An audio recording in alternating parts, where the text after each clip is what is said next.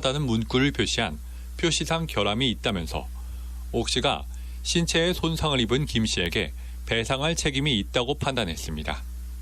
대법원도 같은 결론을 내렸습니다. 김 씨가 소송을 낸 지 9년, 참사 이후 12년 만에 국내 소비자가 가습기 살균제 업체를 상대로 민사소송에서 최종 승소한 겁니다. 당시 옥 씨 대표이사에겐 징역 6년형이 확정됐고 지난해 만기 출소했지만 관련 민사소송은 아직도 이어지고 있습니다. 옥 씨를 상대로 진행 중인 손해배상소송은 수십 건 이상으로 추정되는데 3, 4등급 판정을 받은 피해자들이 주로 소송을 냈다는 점을 감안하면 이번 판결은 다른 소송에도 큰 영향을 미칠 전망입니다. KBS 뉴스 백인성입니다. 프로야구 한국 시리즈에서 각각 1승씩을 올리고 있는 KT와 LG가 오늘 3차전을 치릅니다. KT는 자완 벤자민을, LG는 우완 임찬규를 선발 예고했습니다. 박주미 기자입니다. 프로야구 한국 시리즈 우승의 향방을 가를 3차전이 오늘 오후 6시 30분부터 수원에서 펼쳐집니다. 1차전 패배 뒤 2차전 승리로 균형을 맞춘 LG는 국내 에이스 임찬규를 선발로 내세웠습니다.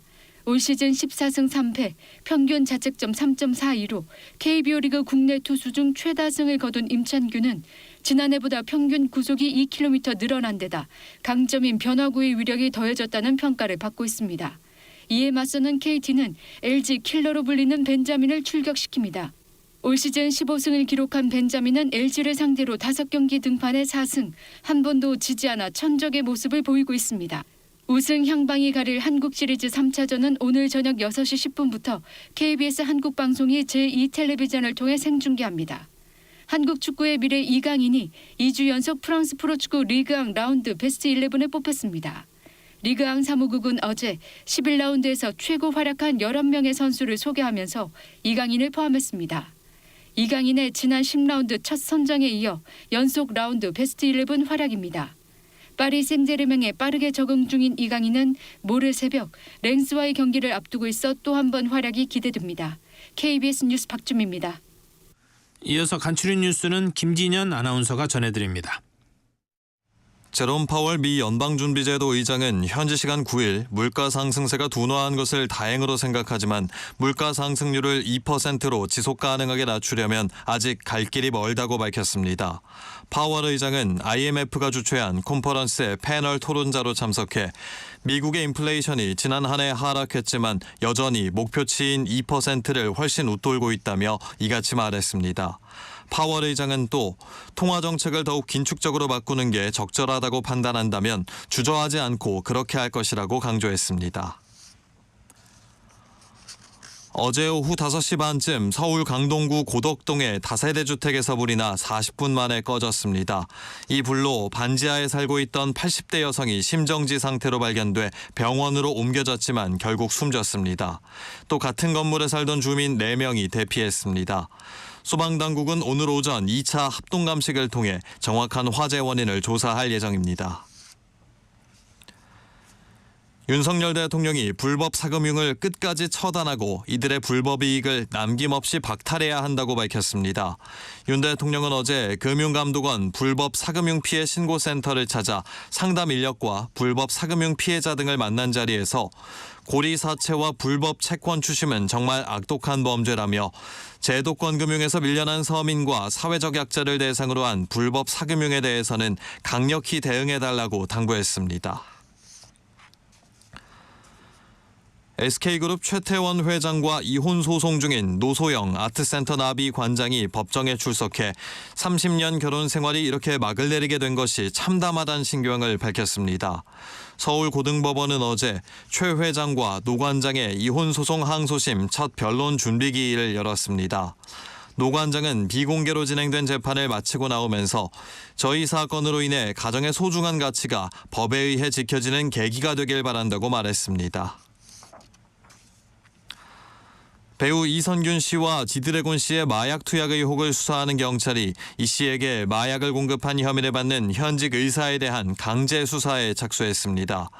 인천경찰청 마약범죄수사계는 어제 의사 A씨가 원장인 서울 강남병원에 대해 압수수색 영장을 벌였습니다. 지금까지 간추린 뉴스였습니다.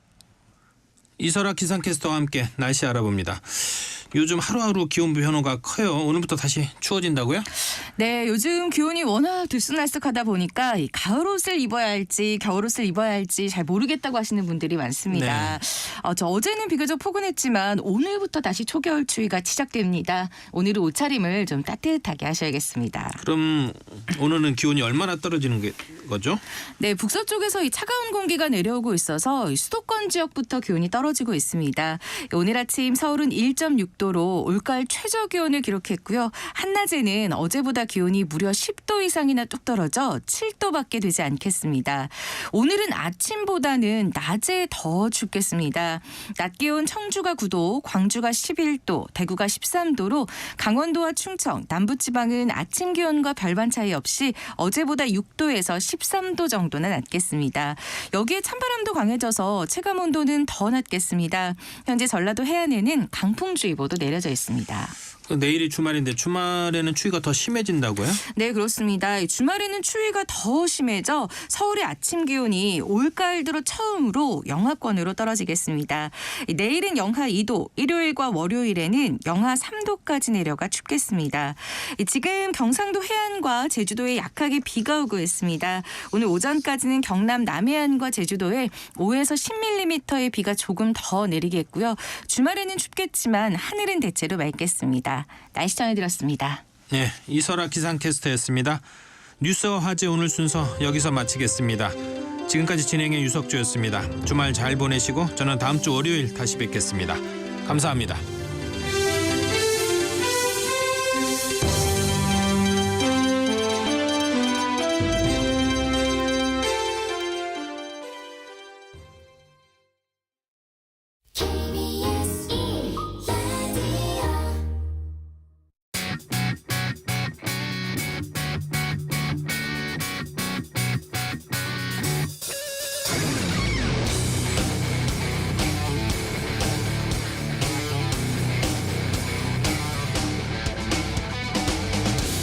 안녕하십니까, 최강시사의 김기화 기자입니다. 오늘은 뉴스 언박싱 확장판 준비되어 있고요. 어제는 이른바 노란봉투법 그리고 방송 3법이 국회 본회의 통과했고 이동관 방통위원장 검사 2명에 대한 탄핵 소추안도 보고가 됐습니다. 하지만 국민의힘이 예고했던 필리버스터를 막판에 철회했죠. 이러면서 표결에 변수가 생겼는데요. 민주당 강선우 대변인과 자세히 이야기 나눠보겠습니다. 그리고 금요일에는요, 뉴스는 쉽니다. 오늘은 김태훈 경남대 심리학과 교수와 함께 감정 쓰레기통이 되지 않는 방법, 요거에 대해서 알아보겠습니다. 마지막으로 프로야구 한국 시리즈 시즌마다서 야구 소식 준비했으니까요, 끝까지 함께해 주시기 바라겠습니다.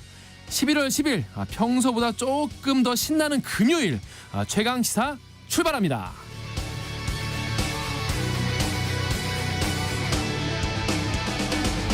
최강시사 유튜브에서도 실시간 방송하고 있습니다. 문자 참여는 짧은 문자 50원, 긴 문자 100원이 드는 샵 9730, 콩 어플은 무료입니다. KBS 1라디오 채널에는요, 정치, 경제, 사회, 문화 등 다양한 명품 콘텐츠가 있으니까요. 구독과 좋아요, 댓글 부탁드리겠습니다.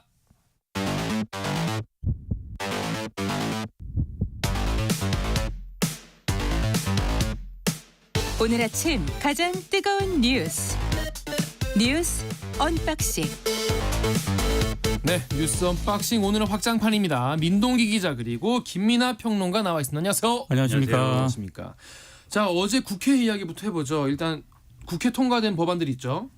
노란봉투법하고요, 방송 3법이 민주당 주도로 국회 본회의를 통과했습니다. 네. 원래 그 국민의힘이 이 필리버스터를 예고를 하지 않았습니까? 네. 그런데 이동관 방통위원장의 탄핵 소추안 표결을 막기 위해서 필리버스터를 철회했습니다. 어제 이제 노란봉투법하고 방송 3법이 국회를 통과할 때 국민의힘은 표결하지 않고 퇴장을 한 그런 상황인데요. 노란봉투법은 몇 번을 말씀드리긴 했습니다만 파업 노동자를 상대로 그 기업의 무분별한 손해배상 청구를 제한하는 내용이 핵심이고요. 방송 3법은 KBS, MBC, EBS 이사진을 21명으로 늘리고 이사 추천 권한을 학계와 시청자위원회 등 외부로 확대해서 정치권의 영향력을 축소하는 그런 내용이 핵심입니다. 근데 민주당이 일단 추진한 이동관 방통위원장 탄핵을 막는 게 노란봉투법이라든가 방송 3법 법안 처리 반대하는 것보다 더 중요하다. 국민의힘이 이렇게 판단했다는 그런 얘기 아니겠습니까? 필리버스터를 철회했다라고 하는 거는. 왜냐하면 이동관 위원장의 탄핵 소추안이 국회에서 가결이 되면 바로 그 직후부터 이 위원장의 직무는 헌법재판소의 최종 결정이 이루어질 때까지 정지가 됩니다. 근데 이제 이걸 막겠다는 게 국민의힘이 필리버스터를 철회한 것으로 보이고요. 사실은 이 국민의힘이 어제 필리버스터를 계속 진행을 했으면은요, 민주당이 오늘 오후에 국회 본회의에서 이동관 위원장 이 탄핵안을 이제 표결 처리할 방침이었는데 어제 필리버스터를 철회했기 때문에 본회의가 어제로 종료가 됐습니다. 그래서 지금 민주당이 탄핵소추안 처리를 다시 추진한다는 방침을 세우긴 했습니다만 국민의힘 주장은 이게 일단 부결이 된 안건이다. 그래서 같은 회기 중에 다시 발의하지 못하는 일사부재의 원칙에 어긋난다라고 지금 맞서고 있는 그런 상황인데요. 어제 국회법에 따라 탄핵안이 일단 본회의 보고 뒤 24시간 이후 72시간 이내에 표결을 해야 되기 때문에 홍익표 원내대표가 김진표 국회의장을 좀 만났다라고 합니다. 그래서 오늘 그러니까 추가로 본회의를 열어달라라고 요청을 하긴 했는데 일단 언론 보도를 종합을 해보면 김진표 국회의장은 양당이 협의했으면 좋겠다. 숙고해서 결정하겠다. 이런 취지의 답변을 한 것으로 일단 보도가 되고 있습니다.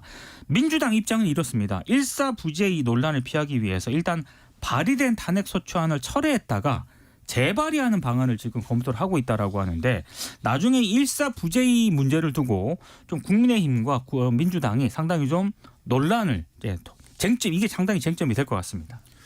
일단 뭐 법안에 대해서 조금 설명드리면 노란봉투법이라는 건 지금 말씀하신 대로 이제 무분별한 손해배상, 그러니까 사측이 노조의 활동에 대해서 파업이나 이런 걸 했을 때 이제 사측에 입힌 피해나 이런 것들에 대해서 이 어떤 실제로 이제 피해를 입힌 거에 대해서 뭐 손해배상을 청구할 수 있겠지만 그 동안에 이제 사측이 뭐 일을 하지 못한 거에 대해서 생산하지 못한 거에 대해서 광범위하게 이렇게 손해배상을 청구해서 사실상의 노조 활동을 무력화하고 근본적으로 노조가 활동을 하지 못하게 하는데 이제 그런 손해배상을 악용하고 있는 게 아니냐 이런 문제 제기가 있었던 거에 대해서 그런 것을 이제 제한하는 내용의 입법 사항이 있고 그다음에 이제 예를 들면 하청업체에 소속되어 있는 노동자들이 만든 노조가 원청의 이 어떤 조치나 뭐 그런 것들 부당노동 행위에 대해서 어떤 파업의 대상으로 삼지 못하게 한다거나 그런 것들에 대해서 그렇지 않게 이제 쟁의의 범위를 넓힌다든가 그런 이제 조건을 좀 완화하는 그러한 내용이 핵심 아니겠습니까?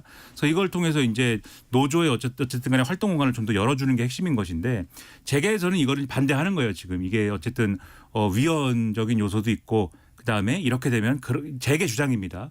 그렇지 않아도 우리나라는 불법 파업과 노조의 활동이 너무 강한 나라인데 완전히 이제 노조 천국이 된다. 이제 이런 주장을 재계가 하고 있어서 국민의힘과 그다음에 지금 윤석열 정권의 경우에는 그 얘기가 맞는 것 같다. 이제 이런 태도인 것이고 지금 이제 뭐 노동 단체 등은 그렇지 않다. 다른 나라에 비교해서 우리가 노조 조직률이나 노조의 힘이 그렇게 강하지 않다. 그렇기 때문에 이런 조치가 필요하다. 이렇게 맞서는 형국이었는데 어쨌든 법안 통과가 이제 된 겁니다. 그러면은 대통령실이 어떻게 할 거냐에 대해서는 거부권 아마 행사할 거다. 이렇게들 보는 거고요.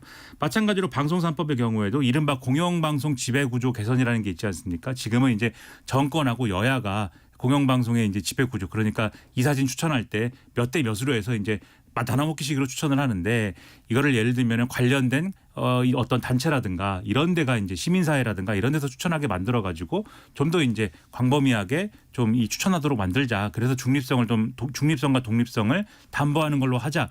이런 지배구조를 개선하자라는 건데 이것도 이제 결국은 시민사회도 다 뭐 지금의 민주당 편 아니냐라는 게 국민의힘의 주장이고 대통령실도 그게 맞는 것 같다. 라는 생각이어서 아마 이것도 이제 거부권 행사할 거다. 이게 이제 일반적인 전망인 것 같아요. 근데 지금 대통령실이 거부권을 행사한다라고 말한 적은 없는데 아마 그럴 거다라고 생각하는 것 같고 어제 국민의힘의 태도를 보면은 그래서 아마도 거부권을 행사할 것이라고 좀 믿고 그러니까 아마 여기에 대해서 필리버스터를 해가지고 이것에 대한 반대 논리를 국민들을 통해서 설득하는 방법을 취하지 않고 필리버스터는 일단 포기를 하고 이동관 방통위원장은 일단은 지키자. 그렇게 간 거 아니냐. 이렇게 이제 이런 해석이 나올 수밖에 없는 것이죠. 그래서 아마도 대통령실의 이 법안들에 대한 어떤 거부권 행사는 정해진 수순 아니냐 이렇게 보는 게 이제 좀 맞을 것 같고요. 뭐 지켜봐야 되겠지만 그다음에 이제 이동관 방통위원장 탄핵안 어떻게 되는 거냐의 문제에 있어서는 지금 말씀하셨듯이 일사부재의 이제 논란이 있습니다. 어쨌든 간에 지금 본회의에 보고는 된 것이기 때문에 72시간, 24시간 이후 72시간 내에 처리하지 않으면 폐기가 되는 거잖아요. 근데 일사부재의라는 거는 한번 국회에서 어쨌든 부결된 사안에 대해서는 다시 표결하지 않는다라는 게 같은 회기 내에 다시 표결하지 않는다라는 게 일사부재의지 않습니까? 그렇죠. 근데 이제 처음에 불거진 논란은 이게 폐기가 된 것인데 표결하지 않은 것인데 일사부재의 대상은 아니지 않느냐라는 이제 쟁점이 있었는데 지금 국회법에 보면은 폐기도 사실 이제 부결된 거나 마찬가지다라는 게 있어요. 그럼 이제 그 쟁점은 이제 해소가 된 것이고 다만 그러면은 지금 말씀하신 대로 민주당이 이 탄핵안이 보고된 거에 대해서 따로 철회를 하면 그러면 이제 폐기라는 절차를 거치지 않아도 되기 때문에 그럼 일사부재의의 어떤 대상이 아니게 되는 거 아니냐라는 얘기를 지금 민주당이 하고 있는 건데 그러면 철회를 하려면 또 절차를 거쳐야 되지 않습니까? 철회를 안건 하려면 본회의를 또 열어야 됩니다. 그러니까 본회의를 열려면 또 국회의장이 소집을 해야 되는데 국회의장은 그런 이유로 그러니까 이 민주당이 우리가 법안이든 탄핵안이든 낸 거를 철회를 우리가 하고 싶습니다. 그러니까 본회의를 열어주세요라고 하면은 그런 이유라면은 양당이 합의를 하는 게 좋겠습니다라고 일반적으로 그렇게 하거든요. 그렇죠. 그래서 이 본회의를 그런 이유로 열 수 있을 것이냐는 좀 지켜봐야 될 필요가 있다. 이렇게 얘기가 되는 거죠. 그래서 지금 일각에서는 다음 본회의가 뭐 이달 30일이나 12월 초에 열릴 가능성을 지금 거론을 하고 있거든요. 그러면 그때까지는 이동관 방통위원장의 임기가 그러니까 정상적으로 지금 방통위가 가는 거 아니겠습니까? 혹시 이때 이 기간 동안 또 방통위가 또 뭐 주요 결정이라든가 이런 걸 하는 것 아니냐 뭐 이런 지금 의문까지 제기를 하고 있는 그런 상황이고요. 민주당이 이게 언론에 잘 보도가 안 되는 것 같아서 잠깐만 말씀을 드리면 민주당은 그러면 이동관 방통위원장을 왜 탄핵을 하려고 하느냐. 그러니까 탄핵소추안에 이런 내용이 있습니다. 그러니까 지금은 방통위원회가 5인 합의체 기구 아니겠습니까? 근데 지금 위원장하고 이상인 방통위원 2사람으로 지금 되어 있거든요. 나머지 3명은 지금 부재인 그런 상황인데 이 2명만으로 안건 14건을 의결을 했다. 그래서 방통위가 상임위원 5명으로 구성을 해서 제적 과반 찬성으로 의결한다는 방통위법을 위반했다라는 게 민주당이 일단 그런 주장이고요. 그리고 방통위가 가짜뉴스 근절의 이유로 방송사에 보도 경위 자료를 요구를 했는데 이런 그 요구 자체가 헌법상의 언론 자유를 침해했다 이런 등등의 이유를 들고 있습니다. 예. 그러니까 이게 제가 볼 때 분명히 이제 이동관 방통위가 지금 파행적으로 운영이 되고 있는 게 사실입니다. 그리고 그 책임이 윤석열 정권에 있는 게 부정할 수 없는 현실이에요. 왜냐하면은 분명히 국회가 방통위원 추천을 했잖아요. 그 당시 최민희 방통위원 후보자를 추천을 했지 않습니까? 내정자라고 해야 됩니까? 후보자라고 해야 됩니까? 이제 뭐라고 본인이 해야 철회했기 때문에 그렇죠. 지금은 이제 어쨌든 본인이 이제 그게 또 사퇴를 한 건지 뭘 한 건지 정확히 어떤 절차인지는 설명하기 어렵습니다만 어쨌든 내려놨기 때문에 없어진 카드입니다만은 추천을 했는데 불명확한 이유로 임명을 장기간 안 한 거잖아요. 그러니까 그게 어떤 절차인지 모르겠습니다. 어쨌든 그런 상황에서 3명이 하고 그다음에 정상적인 추천 절차 등을 거쳐가지고 충분히 정상화한 다음에 운영할 수 있는 방통위를 계속해서 파행적으로 운영하게 만들었던 것이고 그리고 방심위의 권한인 어쨌든 심의 권한이나 이런 것들에 대해서 방통위가 불분명한 근거를 통해서 예를 들면 인터넷 신문의 심의 권한이라든가 이런 것들을 자의적으로 어쨌든 늘리게 하고 그리고 지금 말씀하신 것처럼 불분명한 어떤 권한 행사를 통해서 보도 경위나 이런 것들을 방송사에 요구를 하고 뭐 그런 것들이 있었던 거잖아요. 그러면 거기에 대해서 제가 볼 때는 충분히 문제 제기할 수 있는데 다만 그런 것들이 이제 방통위원장이라는 직위에 대한 이제 탄핵 사유인 것이냐에 대해서는 논란이 있을 수가 있겠죠. 그러면 저는 여기서 두 가지가 필요하다고 보는 게 민주당은 이게 탄핵 사유이냐에 대해서 충분히 국민들의 공감을 얻을 수 있는 그동안의 어떤 노력이나 이런 것들을 했느냐에 대해서는 저는 한번 질문을 던질 필요가 있다고 보는 거예요. 그러니까 우리가 160석, 170석 되니까 뭐 할 수 있으니까 한다 이런 태도가 아니라 이러저러한 문제들이 있습니다라고 국민들을 설득하는 과정이 쭉 있었으면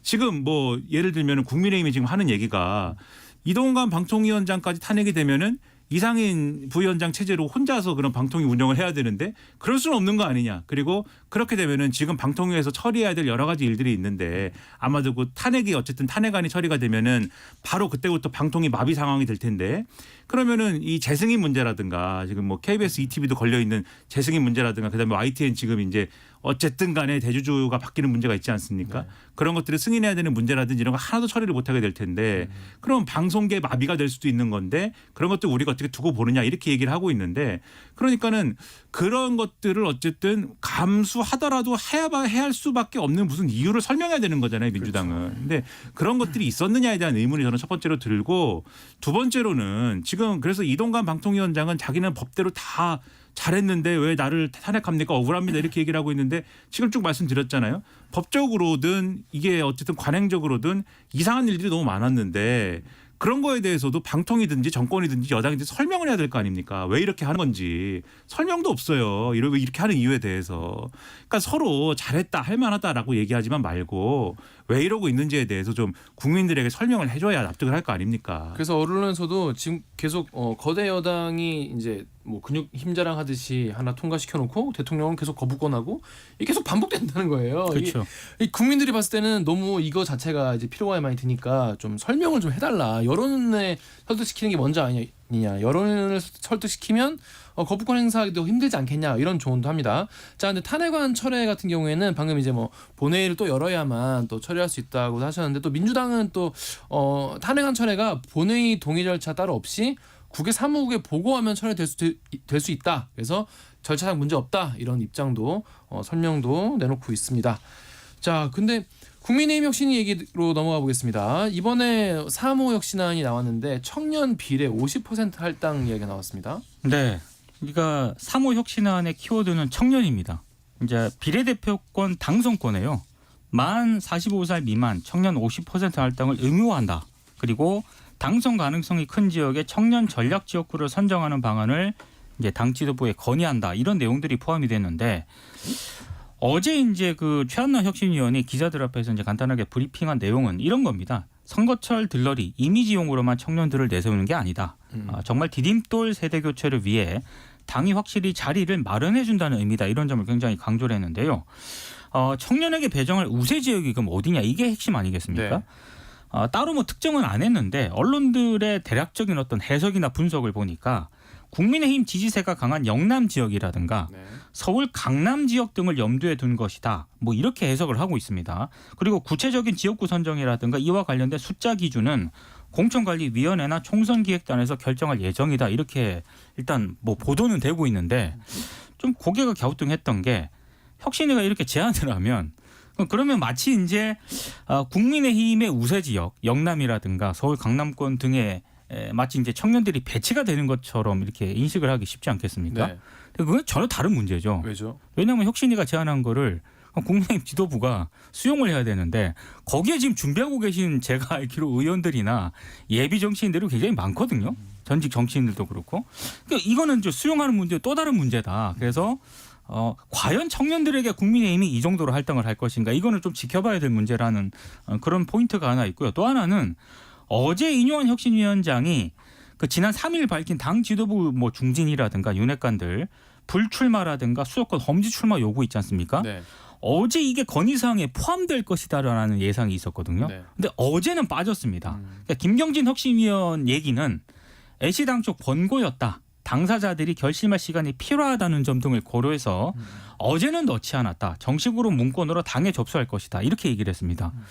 근데 이건 진짜로 접수할 것인가? 이거는 또 따져봐야 할 문제인 것 같고 어제 김기현 대표가 기자들과 만났거든요. 당연히 기자들이 이걸 물을 거 아닙니까? 네. 그러니까 김기현 대표가 또 이렇게 얘기를 합니다.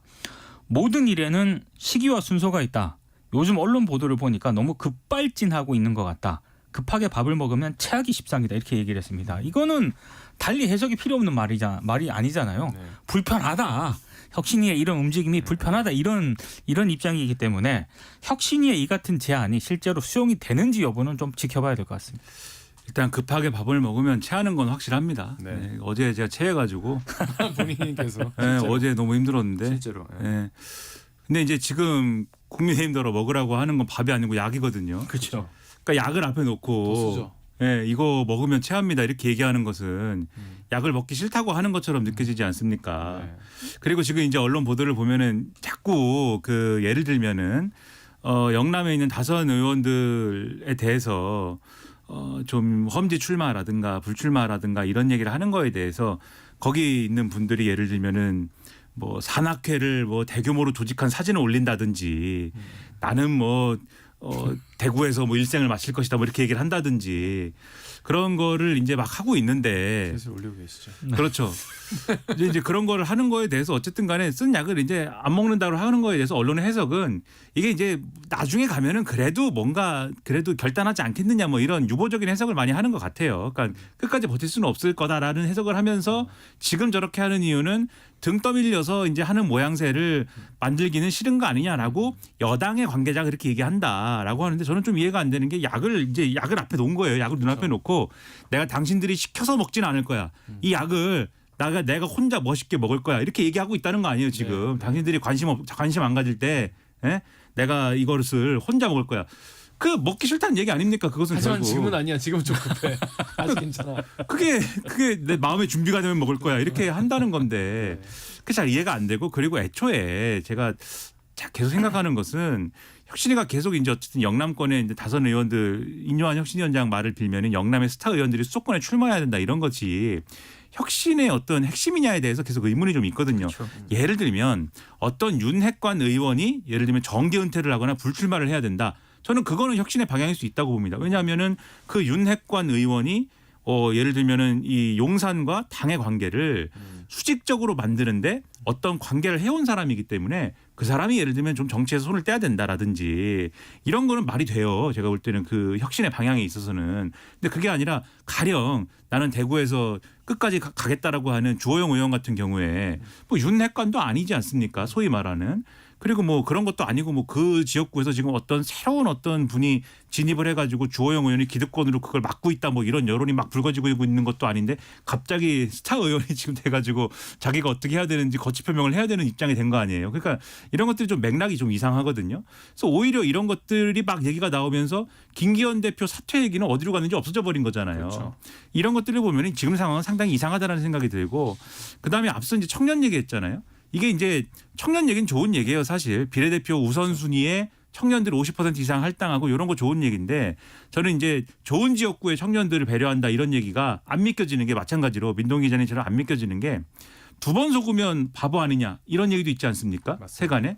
지난 총선 때 퓨처 메이커 전형이라는 게 있었어요. 그게 뭐냐면 청년들의 청년 정치인들을 좋은 지역구에 배정해가지고 똑같은 거예요. 이게 좋은 지역구에 배정해가지고 배려한다는 전형이었는데 결국 그 퓨처메이커 전형에 응시해가지고 지역구 준비하던 청년들을 원래 자기가 준비하던 지역구에서 다 빼가지고 이분들을 험지 출마시켜버렸습니다. 지난번에. 네. 그 이분들이 다 떨어졌어요. 맞아요. 똑같은 일이 일어나지 않으리라는 보장이 있느냐에 대한 의문이 있기 때문에 설계를 좀 더 잘 해보시기 바랍니다. 알겠습니다. 자, 뉴스 언박싱 1부 여기까지 하고요. 날씨, 교통 정보 듣고 오겠습니다. 날씨 정보입니다. 서울 현재 0.2도로 기온이 뚝 떨어졌습니다. 이 밖에 영하권도 꽤 있는데요. 경기 동부와 강원 산지 등은 영하 5도 안팎까지 떨어져 있습니다. 내일은 서울의 아침 기온 영하 2도, 모레는 영하 3도 등으로 주말 동안에 계속해서 추운 날씨가 이어질 걸로 보입니다. 건강관리에 유의하셔야겠습니다. 한편 호남 서해안에는 강풍특보 발효 중으로 내일 오전까지 호남 서해안과 제주 산지의 바람이 매우 강하겠고요. 그 밖에 모든 해안과 호남권 내륙으로도 바람이 강하게 불겠습니다. 오늘 낮 기온 서울 7도 등 전국적으로 5도에서 16도에 머물겠습니다. 오늘은 대체로 맑은 날씨 되겠는데요. 남부와 제주는 약간의 비가 오전에 더 내리다가 점차 맑아지겠습니다. 주말인 내일은 가끔 구름만 많이 지나겠습니다. 지금 서울의 기온은 0.9도입니다. 날씨 정보였고요. 다음은 이 시각 교통 상황 알아보겠습니다. KBS 교통정보센터의 공인혜 씨입니다. 네, 이 시각 교통정보입니다. 도로에 살얼음이 낀 곳들이 있습니다. 램프 구간, 터널 입출구를 지나실 때 각별히 주의하셔야겠습니다. 먼저 고속도로 돌발 구간인데요. 호남 고속도로 지선 대전 쪽 유성 분기점 부근에 꽉 막힌 정체, 새벽에 발생한 사고 차량 견인 작업하고 있어서입니다.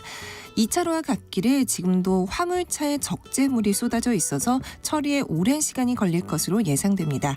남해고속도로 순천 쪽도 진영 분기점 3, 4차로에서 사고가 나 정체되고요. 서해안고속도로 목포 쪽 화성 휴게소 부근 3차로와 갓길에 화물차가 고장으로 서 있어 주의하셔야겠습니다. 반대 서울 쪽 일찍에서 금천까지는 차가 많이 늘었습니다. 경부고속도로 서울 방향은 수원에서 신갈, 달래내부터 반포 쪽으로 길게 더딘데요. 조금 더가 한남대교 부근 4차로에선 고장난 차도 처리 중입니다. KBS 교통정보센터였습니다. 오늘 하루 이슈의 중심. 당신의 하루를 책임지는 직격 인터뷰. KBS 최강시사. 네, 뉴스 언박싱 2부 이어갑니다. 8625님이 오늘도 활기찬 최강시사 뉴스 언박싱 청취하려고 출근을 1시간 땡겨 나왔습니다. 하루라도 듣지 않으면 하루가 시작이 안 돼요 라고 하셨는데 이렇게 1시간 땡겨 나오시면 하루가 더 피곤하지 않을까요? 하지만 활기차고 행복하고 신나는 금요일이니까 조금만 버티기 바랍니다. 자, 이선영님이 김민아 평론가님이 아프지 마세요 라고 걱정하시는 분들 많이 계시네요. 사람이 뭐 아플 때도 있고 건강할 때도 있고 그런 거죠. 뭐. 오늘은 건강할 때입니까? 아직 뭐 반반입니다. 오늘은 아직. 화이팅 하시기 바랍니다. 자, 다음 뉴스 넘어가 보겠습니다. 이준석 전 대표가 대구에서 가장 반개혁적 인물과 승부하겠다 이렇게 일성을 내놨습니다. 어제 동대구에서 기자들을 또 만나가지고요. 신당 창당과 대구 출마 가능성을 이제 기자들이 물었습니다. 국민의힘에는 가장 쉬운 도전일 수 있지만 새로 뭔가 시도하는 사람에게는 가장 어려운 도전이 그 아성, 이 아성은 이제 TK를 얘기하는 거겠죠.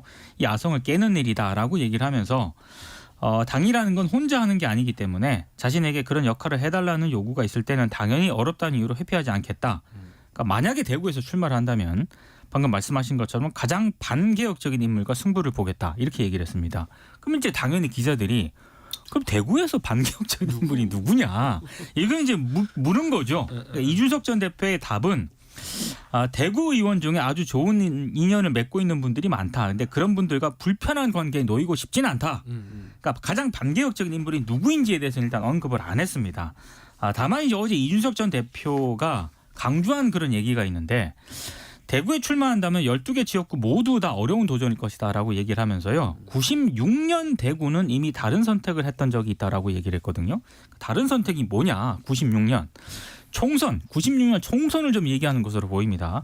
기억이 가물가물하시겠지만 95년에 김종필 당시 총재가 김영삼 대통령이 총재로 있던 일반 민자당에서 탈당을 해가지고요 자민련을 창당을 하거든요. 그래서 이제 당시 이제 96년 총선에 이제 막 이제 지역구 의원들을 내보내지 않습니까? 그때 대구 지역에서 의석이 13석이었는데 자민련이 무려 8석을 차지했습니다. 그러니까 이 부분을 언급을 하면서 만약에 자신이 신당을 창당해서 대구에 출마를 이제 의원들을 내보내지 않겠습니까? 후보들을 뭐 이런 어떤 그런 이변을 좀 연출을 해달라 이런 바람이 좀 담겨 있는 것으로 일단 해석이 되고 있습니다. 일단 뭐 이 신당을 창당한다라는 전제를 가지고 생각을 해본다면 누구랑 같이 할 것이냐 이게 굉장히 중요한 문제가 될 거예요. 왜냐하면은 지금 이 모델 그러니까 영남에서 승부를 보고 아마 그리고 뭐 수도권에서도 일부 이제 후보를 내는 모델로 갈 건데 요 모델은 당장 생각나는 거는 이제 친박연대 모델이거든요. 이제 친박연대를 거론하는 게 조금 이제 안 맞을 수는 있는데 당장 그 얘기를 하는 이유는 뭐냐면 그 당시 어쨌든 보수표를 갈랐던 거잖아요. 그렇죠. 그러니까 공천 문제라든가 이런 것들로 일어난 파장으로 인해서 이 보수표가 갈라져 가지고 이제 그 당시에 이제 영남하고 수도권에 좀 갈라졌던 그런 문제인 건데 다만 이준석 전 대표가 추진하는 신당이 친박연대처럼 되면 안 되는 거죠. 그러니까 무슨 말씀이냐면 그런 게 아니라 그러니까 마치 이준석하고 이준석 전 대표하고 국민의힘이 사이가 안 좋아서 갈라졌더라 이런 문제가 아니라 이준석 전 대표가 하는 신당이 뭔가 의미가 있으려면은 지난번에 대구에서 한 얘기 있습니다.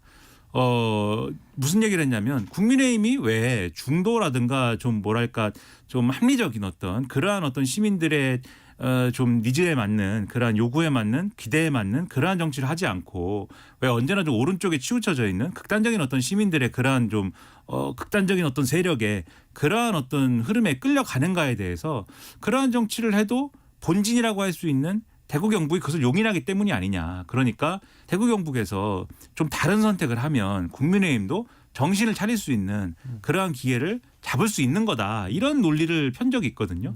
그러니까 거기에 맞는 사람들하고 그렇죠. 거기에 맞는 사람들하고 만약에 대구 경북에서 승부를 내는 방식으로 후보를 막 낸다고 하면은 그리고 그 후보들이 당선되지 않더라도 상당한 의미가 있는 어떤 득표를 하는 그러한 정도의 파장을 일으킨다고 하면은 그건 제가 볼 때 한국 정치사에 또 하나의 이정표를 세우는 일이 될 수가 있다. 그런 생각이 들어요. 그러니까 그게 이제 실제로 의원을 몇 명 배출하고 뭐 이런 걸 떠나서 그런 정도의 어떤 시도라고 하면은 이준석 전 대표는 어쨌든 나이가 젊으니까 그런 것도 이제 의미가 있다라고 보는데 그게 아니라 지금 이제 국민의힘 일부에서 이제 예상하는 것처럼 마치 친박연대 모델 그러니까 국민의힘에서 공천 탈락한 사람들 내지는 뭐 일부 지역에 과거에 이제 친박이었던 분들 뭐 최경환 전 의원 그다음에 뭐 우병우 전 수석 뭐 이런 사람도 있지 않습니까? 이제 출마를 준비해야 할 것처럼 뭐 하고는 있는데 국민의힘에서 공천을 주기는 껄끄러운데 뭐 이런 사람들 그런 사람들까지 다 주어가지고 뭐 죽는다는 표현은 좀 그런데 이삭죽기라는 표현을 쓰더라고요. 그렇죠. 이삭죽기 해가지고 그렇게 하는 당이다라고 하면 그런 의미가 퇴색되는 거잖아요.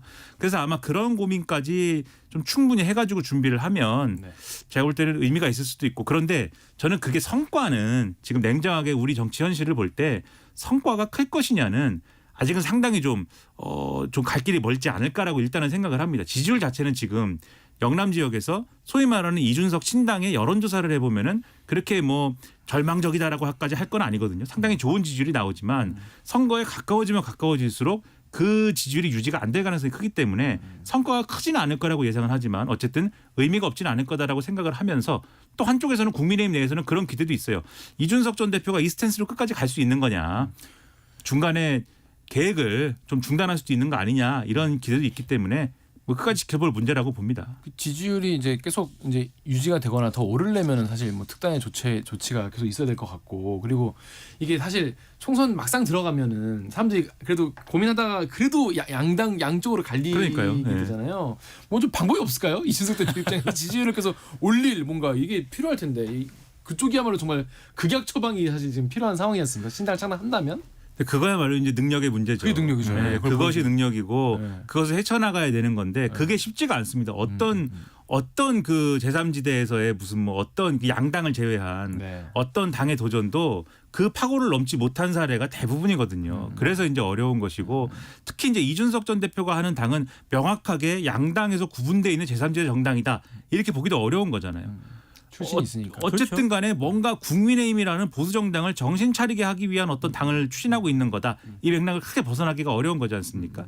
그래서 이제 그런 부분까지 종합을 하면은 지금으로서는 그 성과를 막 크게 될 것이다라고 예측하기는 어렵지만 하지만 그래도 뭐 나름대로의 좋은 의미가 있다면 뭐 유권자들이 좀 알아줄 만한 그런 요소도 분명히 있을 것이다라고 생각을 합니다. 권저명님께서 이준석 전 대표 말대로 광주 같은 호남 지역 출마 가능성은 얼마나 될까요? 라고 물어보셨는데 어떻게 보세요? 아니 뭐 그 얘기도 계속 나와요, 솔직히. 계속 나오고는 있는데 이준석 전 대표가 공식적으로 이제 기자들 앞에서 하는 얘기는 대구 쪽에 상당히 비중을 두고 있는 거 아니겠습니까? 그리고 방금 김민하 평론가도 얘기를 했는데 이준석 전 대표가 굳이 계속해서 지향하고 강조하는 걸 보면은 보수가 개혁돼야 된다. 보수가 혁신이 돼야 된다. 이런 점을 강조를 하고 있거든요. 이제 그런 어떤 발언, 어떤 맥락을 쭉 지켜봤을 때 호남 쪽보다는 뭐 대구, TK 지역이라든가 이런 쪽 가능성이 더 높은 것으로 일단 보이고 본인이 또 공식적으로 얘기를 하는 부분도 있고 다만 정치권 일각에서나 국민의힘 일각에서는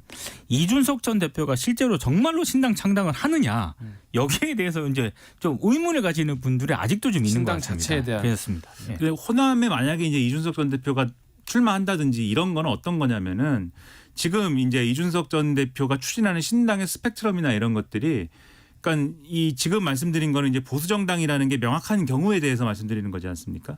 근데 이준석 전 대표가 계속 주장하는 거는 내가 뭐 비명계도 만났고 정의당 일부에 해당하는 분들도 만났고 이런 말씀하시는 거고 그다음에 이제 류호정 의원이라든가 이런 분들 같은 경우에는 이준석 전 대표와의 어떤 뭐 교류라든가 이런 거에 대해서 오히려 적극적으로 지금 얘기하는 거잖아요. 그래서 스펙트럼이 의외로 넓어졌을 때 지금 우리가 예상하는 것보다 의외로 넓어졌을 때는 이게 그러면은 이 보수 정당의 아성을 깨는 걸 넘어서 가지고 양당의 아성을 깰 수 있다라는 전제를 놓고 만약에 신당의 컨셉을 잡을 수 있다라는 거를 전제를 하면은 뭐 이준석 전 대표가 그러면 본인도 얘기를 했는데 뭐 전남에 어디 나갈 수도 있는 거다라고 얘기를 하는 거지 않습니까? 근데 그 정도까지 지금 될 수 있을 거냐 신당의 스펙트럼이 그건 아직은 이제 얘기하기가 어려운 것이어서 그건 지켜볼 문제겠죠. 그럼 빅 텐트다. 너무 빅이다. 저거 상당한 결집이 이루어져야 되는 거죠. 그건 쉽지 않습니다. 너무 빅해서 네. 많은 분들이 그 부분 그쪽은 조금 걱정하시는 것 같아요. 자, 윤석열 대통령이 사금융에 대해서 얘기를 했는데 약자의 피 빠는 불법 사금융을 강력히 처단하겠다 이런 말씀을 했어요. 그러니까 불법 사금융을 직접적으로 겨냥을 해서요. 약자의 피를 빠는 악질적 범죄 이렇게 얘기를 했습니다. 상당히 좀 강하게 얘기를 했고 특히 불법 사금융에 따른 범죄 수익은 철저히 환수하도록 해야 된다. 그러니까 광범위하고 강력한 세무조사도 함께하라 이렇게 지시를 한 그런 상황인데요. 발언은 굉장히 셉니다. 대통령이. 일단 광범위하고 강력한 세무조사로 사금융으로 불법 사금융으로 얻은 수익은 단 1원도 은닉할 수 없도록 하라 이렇게 얘기를 했고 사채업자들이 쓰는 폭력은 본질이 협박 공갈이다. 그래서 스토킹 처벌법을 활용하는 것은 참 좋은 것 같다 이렇게 얘기를 했습니다. 이게 스토킹 처벌법이 왜 나왔냐면 한동훈 법무부 장관이 어떤 한 얘기가 있습니다. 그러니까 사채업자들의 불법 행위에 스토킹 처벌법을 적극 활용하겠다 이런 얘기를 했고요. 여기에 또 이상민 행안부 장관이 서민들이 불법 사금융에 넘어가지 않게 대부업자들이 어떻게 접근하는지를 분석을 해서 홍보를 많이 해야 된다 이런 얘기를 했는데 아마 이런 부분을 좀 대통령이 긍정적으로 평가를 한 것으로 보이는데 가장 중요한 것은 이게 대통령의 발언이 센 어떤 그런 게 중요한 게 아니라 이게 실질적으로 대책으로 이어지는 거잖아요. 그렇죠. 예. 그래서 그런 부분이 좀 중요한데 상당히 그런 부분은 아직까지는 가시화되지 않고 있기 때문에 이건 좀 지켜봐야 될 문제인 것 같습니다. 그러니까 대통령이 직접 이렇게 언급을 하면서 힘을 실어준 건 상당한 의미가 있다고 보여요. 왜냐하면은 사금융 문제가 사실 지금까지 뭐 언론이나 이런 데 좀 간헐적으로 문제 제기가 되고 늘 나오는 얘기입니다만은 뭐 정부가 이렇게 뭐 뭔가 힘을 줘가지고 이렇게 뭔가 대책을 추진하고 이런 거는 사실 좀 미비했던 거지 않습니까? 그래서 뭔가 정부가 하겠다면 좋은 일인데 그리고 대통령이 하신 말씀이나 이런 것도 뭐 듣고 있으면 시원하죠. 그리고 일반적으로 이런 거 할 때 사실 대통령이 직접 얘기하지 않거든요. 대통령은 국무회의나 수석비서관 회의 등에서 이런 문제가 심각하니까 대책을 마련해라라고 지시를 하고 그러면은 관계부처 장관들이나 또는 국무총리 정도가 나와가지고 종합대책 발표하고 뭐 이 정도인데 지금 대통령이 직접 나와가지고 이 정도 얘기하는 거는 이례적인 거예요. 네. 지금 대통령이 하신 말씀은 대부분 검찰총장이나 뭐 관계부처 장관이 그렇죠. 얘기하는 거거든요. 그렇죠. 그래서 이례적인 건데 저는 그런 생각은 좀 듭니다. 그러니까 지금 이제 원금까지 대부 계약이 효력이 없어갖고 이자뿐 아니라 원금까지 그 자체가 무효라는 거는 어떤 정도의 얘기일까 좀 이런 의문도 있지만 어쨌든 구체적인 지금 말씀하신 대로 제도라든가 법안이라든가 대책이라든가 이런 거 지켜봐야 될 필요가 있겠지만 저는 이런 부분도 대통령을 한번 봐야 된다. 제가 좋은 거라고 말씀드렸잖아요. 네. 그러니까 이게 근데 지금 대통령이 하신 말씀의 핵심은 때려잡자는 거 아니에요. 네. 수사를 해가지고 다 환수하고 이거 그다음에 법에 어떤 책임을 지게 만들고 이런 것도 중요한데 우리 국민들이 왜 이런 불법 사금융까지 거기까지 가서 손을 벌리게 되는가. 사실 그 대책이 중요한 거죠. 그렇죠.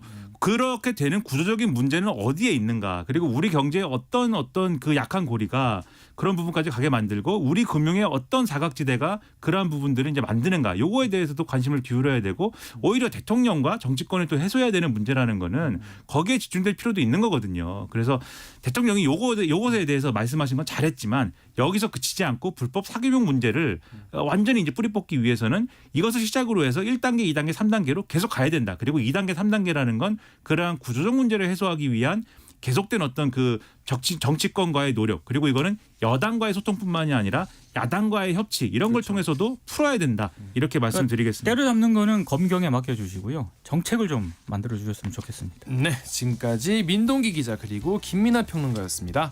KBS 1라디오 최강시사 1부 여기서 마치고요. 잠시 후 2부에서는 강선우 민주당 대변인 그리고 가습기 살균제 대법원 판결 관련해서 이정일 변호사 만나보겠습니다.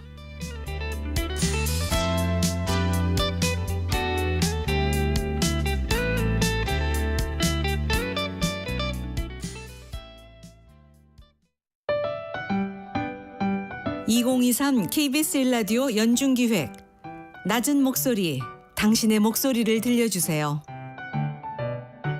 네, 안녕하세요. 종로에서 운영하고 있는 한영양목점 한춘석입니다. 한 40년 됐습니다. 나이가 들어가도 이 기술이라는 건 있으니까 제가 60이 넘고 내일 모레 70이 다 돼가도 이건 80까지도 할 수 있고 건강만 하면 90까지 할 수 있으니까 그게 매력이라고 나는 봐요. 그게 제일 매력입니다. 저는 이제 하도 오래 하다 보니까 줄자로 이렇게 앉아도 이렇게 체형만 봐도 딱 이분은 이렇구나 그냥 안 보고도 만들어낼 수가 있죠. 전국에 계신 분도 오시고 다양으로 오시죠. 외국에서도 맞추러 오고 이렇게 다양한 각층에 오죠. 요즘 젊은 친구들도 특히 외국 맞추러 많이 오죠. 또 가격 대비도 광장시장은 좀 저렴해요. 그렇기 때문에 많이 와서 맞춤을 선호하고 있습니다. 제가 옷을 만들어서 손님이 잘 맞고 또 이렇게 기분 좋게 찾아가실 때 그때가 제일 보람이 있고 좋죠. 기생복도 좀 잘 나오고 그러지만요. 저희 신사복도 많이 찾아주시면은 최선을 다해서 만들어드리고 또 이렇게 저희들이 한 땀 한 땀 잘해서 해드릴 테니까 많이 애용해 주세요.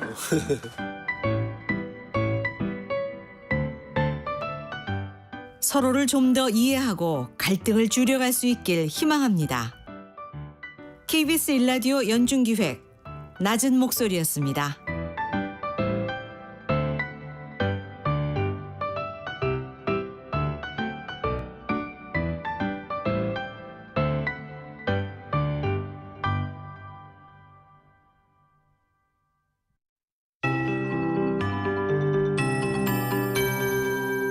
KBS 58분 날씨. 11월의 날씨 일지를 만약 적는다면 변화무쌍함이 한눈에 보일 듯 싶습니다. 날씨도 그렇지만 기온의 널뛰기 수준으로 오락가락하고 있습니다. 서울 기준으로 이달 초 낮 기온이 20도를 웃돌았는데요. 오늘 예상 낮 기온이 7도에 불과합니다. 강릉 15도, 광주 11, 대구 13도 등 5도에서 16도 분포가 되겠습니다. 북쪽에서 한기가 유입됐기 때문에 현재 서울의 기온도 영하권으로 내려가서 영하 0.1도를 가리키고 있습니다. 주말 동안은 영하 2, 3도까지 떨어지면서 더 추울 것으로 보입니다. 건강관리에 유의하셔야겠습니다. 오늘 대체로 맑겠습니다. 남부와 제주는 흐린 가운데 약간의 비가 내리다가 점차 맑아지겠습니다. 현재 호남 서해안에는 강풍특보 발효 중입니다. 내일 오전까지 호남 서해안과 제주 산지 그리고 그 밖의 해안과 호남권 내륙으로도 바람이 매우 강하게 불겠습니다. 서울도 지금 강풍이 지나고 있습니다. 한편 서해와 제주 해상에 풍랑특보 내려져 있는데요. 내일 오후까지는 전 해상의 물결이 2에서 5m 안팎까지 거세게 일겠습니다. 당분간 동해안에는 너울성 파도가 높아서 해안가 안전사고에까지 유의하셔야겠습니다. 지금 서울의 기온은 영하 0.1도, 습도는 56%입니다. KBS 58분 날씨 강혜종입니다.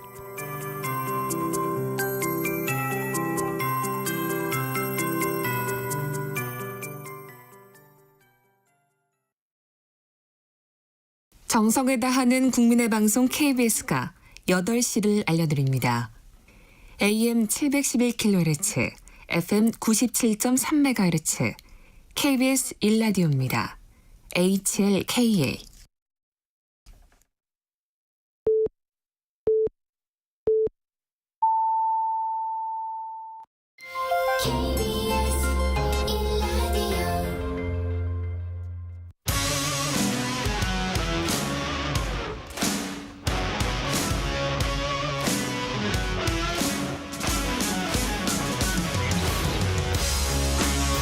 자, 노란봉투법 그리고 방송 3법은 어제 국회 본회의를 통과를 했죠. 그런데 이 야당 단독 처리를 막기 위해서 원래 국민의힘이 이제 필리버스터를 한다고 했단 말이에요. 근데 막판에 철회를 했습니다. 그래서 민주당이 이거 어떻게 앞으로 대처할 것인지 입장을 들어보겠습니다. 강선우 민주당 대변인 스튜디오에 나왔습니다. 안녕하세요. 네, 안녕하세요. 반갑습니다. 네, 반갑습니다.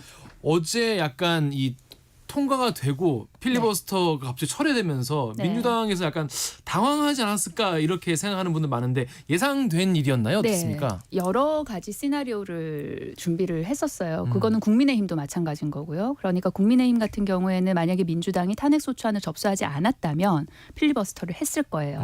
그러니까 끝까지 이렇게 서로 어떻게 하나 지켜봤던 게 탄핵소추안 같은 경우는 굉장히 2시 가까워서 접수를 했거든요. 그러니까 딱 그때 접수되는 거 보고되는 거 보고서는 이제 국민의힘은 그러면 우린 필리버스터 안 한다. 그렇게 된 거고요. 민주당은 여러 가지 경우를 상정을 했었어요. 그러니까 국민의힘이 필리버스터를 계속 하는 경우, 이제 그런 경우에는 우리가 탄핵소추안을 밀어붙이는 거죠. 그다음에 두 번째는 어제처럼 국민의힘이 필리버스터 안 한다.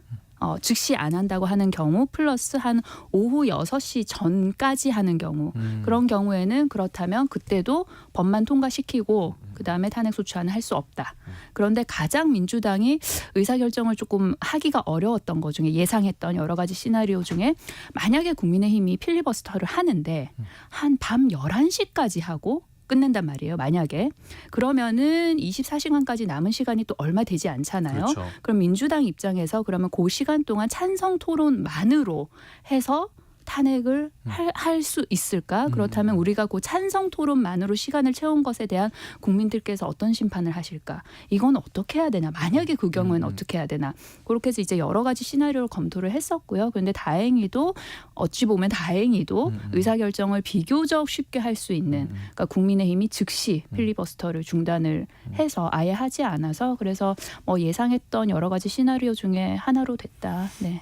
예상한 시나리오 중에 가장 까다로운 거는 피하고 네네. 그나마 좀 깔끔한 그랬죠. 쪽으로 네. 했다고 말씀하셨는데 그러면 이제 국민의힘 윤재욱 그 원내대표가 네. 방통위 기능을 장기간 이렇게 무력화하겠다는 나쁜 이 민주당의 정치적 의도 이거 막기 위해서는 우리가 필리버스터 포기할 수밖에 없었다라고 했는데 국민의힘에 대한 어떻게 입장 좀 말씀 부탁드리겠습니다. 저는 어제 국민의힘 전체 국회의원들이 이동관 방통위원장 지킴이로 전락한 날이라고 저는 규정하고 싶어요. 그리고 윤재욱 원내대표가 아마 착각을 하셔서 그런 말씀하셨을 수도 있는데 방통위원장은 국무위원 아닙니다.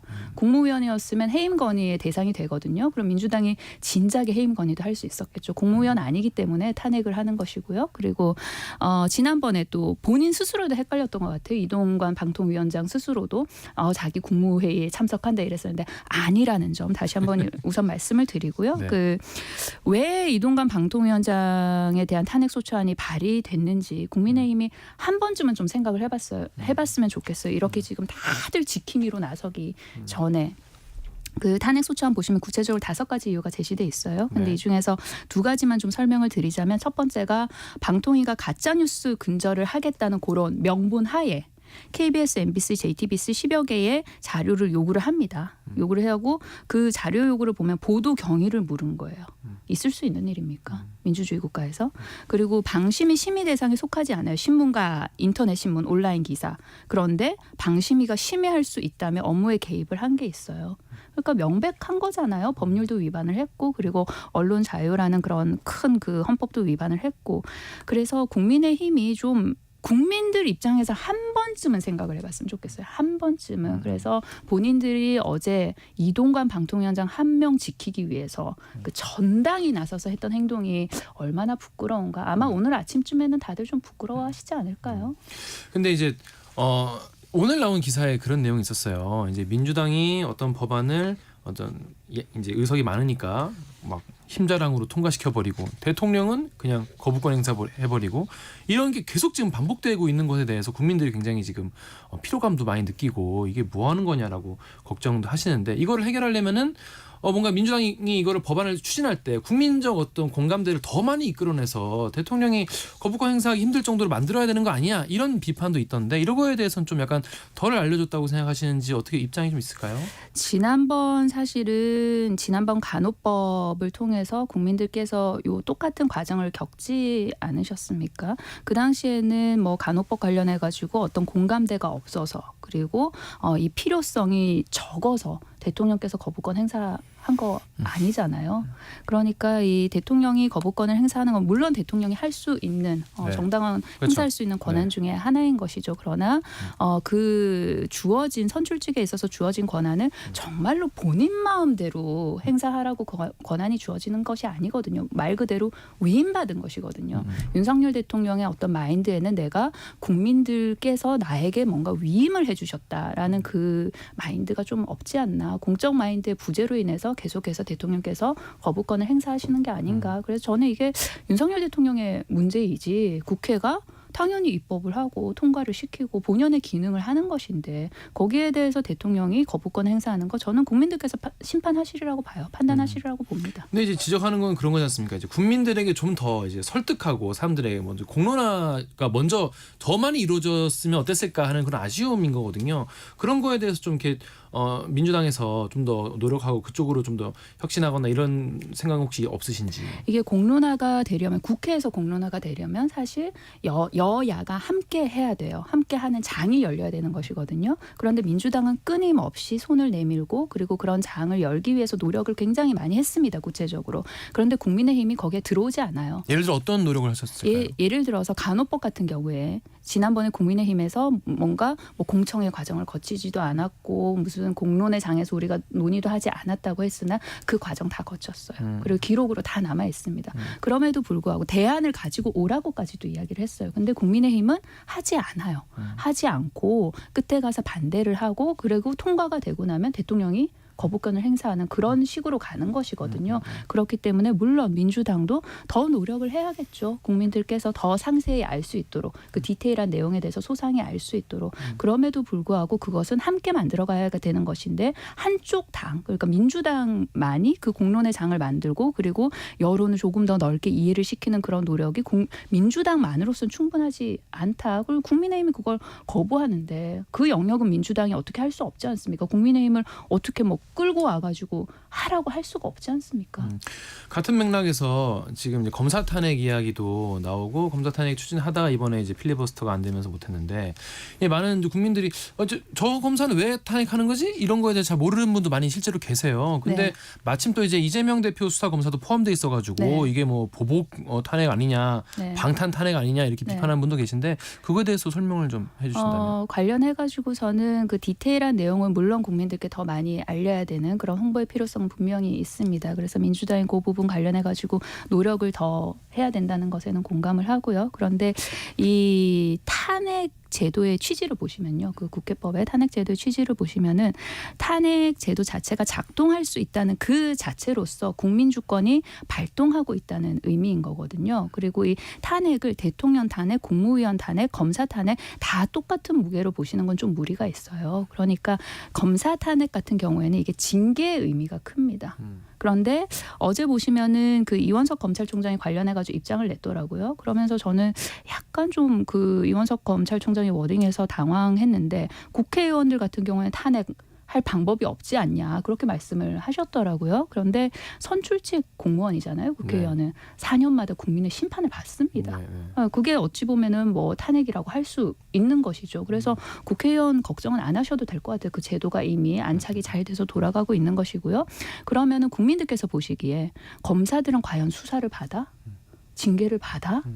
이 똑같은 어떤 불법적인 행위 같은 것을 일반 국민이 했다면 지금 살아남아 있지도 못할 텐데 그런 공감대가 이미 많이 이루어져 있어요. 그래서 검사 탄핵 같은 경우에는 징계의 의미로 보는 것이 더 마땅하다. 그리고 최근 그 시사인에서 검찰에 대한 대국민 인식 설문조사를 실시를 했어요. 근데 조사 결과를 살펴보시면은 검찰 이슈 자체에 대한 국민 이해도는 굉장히 높습니다. 그리고 검찰공화국에 대한 비판이 절반 이상 동의하는 것으로 나타나요. 그러면은 어떤 국민적인 정서적인 그런 토대는 좀 넓고 깊게 형성이 되었다. 다만 민주당이 더 노력해야 되는 것은 그 디테일, 그 범죄에 대한 그런 디테일 그런 것을 조금 더 알리는 노력은 해야 된다고 봅니다. 디테일 말씀하셔서 지금 네. 여쭤보겠는데 그렇다면 그 검사 두 분은 어떤 것 때문에 지금 탄핵하려는 건지 간단하게 설명 좀 해주시죠. 그 손준성 검사 같은 경우에는 이제 고발 사주권 관련해 가지고서요. 그 잘못한 것들이 명백하게 법률을 위반한 일들이 있습니다. 그리고 그 나머지 한 명 그 수원지검 이정석 검사 같은 경우에는 좀 되게 자잘한 것들이 많아요. 그러니까 한동훈 그 법무부 장관이 말하기 좋아하는 그런 자범 수준의 여러 가지 일들이 있습니다. 그런데 이런 사람들이 그 평검사가 아니라 굉장히 책임이 있는 자리에 있는 분들이지 않습니까? 그러면 그 책임의 크기에 맞게 본인들이 잘못한 것에 대해서는 징계를 받아야 되는 것이 마땅하다고 생각합니다. 알겠습니다. 그 이제 절차적인 문제로 넘어가 볼게요. 네. 이게 탄핵안이 일단 소추안 표결은 무산됐는데 네. 제출 이후에 24에서 72시간 사이에 표결이 이루어져야 되는데 이게 본회의를 또 열어야 된단 말이죠. 그렇죠. 앞으로 이거 절차 어떻게 좀 진행이 됩니까? 그러니까 이제 본회의가 원래는 9일에서 13일까지 잡혀 있었던 것이죠. 그런데 어제 국민의힘이 필리버스터를 하지 아니하고 그리고 노란봉투법과 방송 3법이 통과가 되면서 일단은 산회가 됐어요. 그런데 민주당에서 할 수 있는 것은 이제 국회의장을 설득을 해서 본회의를 다시 열어달라 하는 방안이 하나 있을 수 있겠고요. 네. 그런데 그것은 좀 어렵지 않을까라고 네. 생각을 합니다. 왜냐하면 의장께서 이미 여야가 합의를 해와라 했기 때문에. 그런데 국민의힘에서 합의해 주겠어요? 이렇게까지 이동관 지킴이를 하겠다고 나선 이 판에. 그렇다면은 이게 같은 동회기 내에서는 이게 만약에 폐기가 되잖아요. 72시간이 지나서 폐기가 되면 다시 상정을 못 합니다. 그렇기 때문에 그 72시간 전까지 본회의를 열 수 있는 모든 노력을 해보고 만약에 그것이 안 된다고 하면은 자진 철회를 해야겠죠. 자진 철회를 한 이후에 그 다음에 지금 현재로서는 이제 관례적으로 그 예산안이나 등등등 때문에 한 11월 30일에서 12월 2일 요 사이는 조금 그 느슨한 합의를 해놓기는 했어요. 그 본회의를 그 이틀 연속. 그런데 그것도 잘은 모르겠습니다. 국민의힘에서 이제는 그 이틀 연속 하는 본회의에 대해서 합의를 안 해주지 않을까. 근데 그럼에도 불구하고 그 의장을 계속해서 설득을 하고 그리고 국민의힘도 설득하는 노력을 게을리하지 않아서 어떻게든 좀 상정을 할 수 있는 그런 방향으로 가야겠죠. 네. 철회를 하는 거는 이게 절차가 어떻게 되는 거예요? 바로 할 수 있나요? 네, 철회는 이게 우리가 민주당 의원 전체가 이제 동의해서 내지 않았습니까? 그래서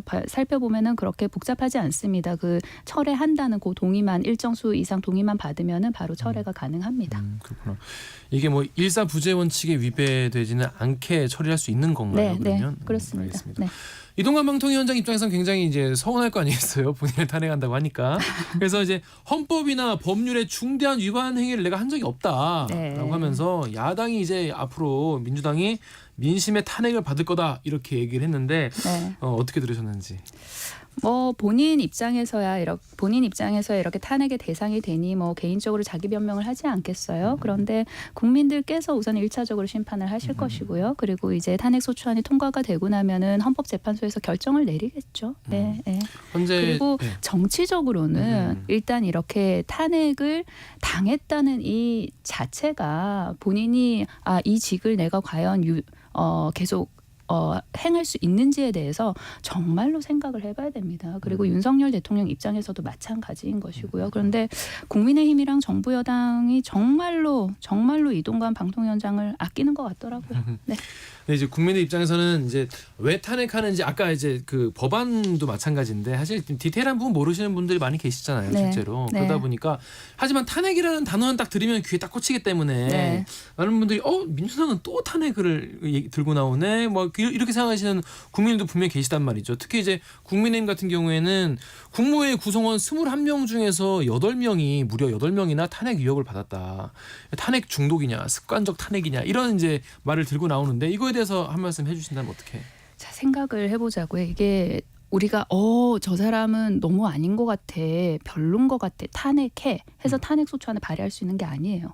탄핵이라는 것이 정치적인 결정인 건 맞아요. 그럼에도 불구하고 그 전제가 법률적인 검토가 끝나야 됩니다. 그러니까 법률이든 헌법이든 그 직을 수행하는 데 있어서 그 더 이상은 수행하지 못할 중요한 위반 사안이 있어야 돼요. 그래서 그 기초를 해가지고 정치적인 결정을 하는 것이거든요. 그렇다면 이번 정부 들어서 그만큼 법률과 헌법을 위배한 국무위원들이 많다는 이야기예요. 근데 그럼에도 불구하고 만약에 그런 일이 있었을 때 누구 하나 책임을 졌다. 정치적인 책임을 졌다. 그렇다면 민주당 입장에서는 뭐 탄핵을 할 이유가 사라지는 것이죠. 근데 생각을 해보자고요. 12구 이태원 참사 지금 이상민 행안부 장관 그대로 행안부 장관 하고 있지 않습니까? 그렇죠. 그리고 해병대 그 최상병 사망 사건 관련해 가지고 이정석 국방부 장관이 책임졌습니까?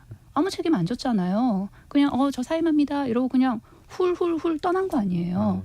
이런 상황에서 야당이 탄핵조차 하지 않는다면, 탄핵 소추안조차 발의하지 않는다면 야당의 직무유기 아닌가요? 오히려. 네. 그렇습니다.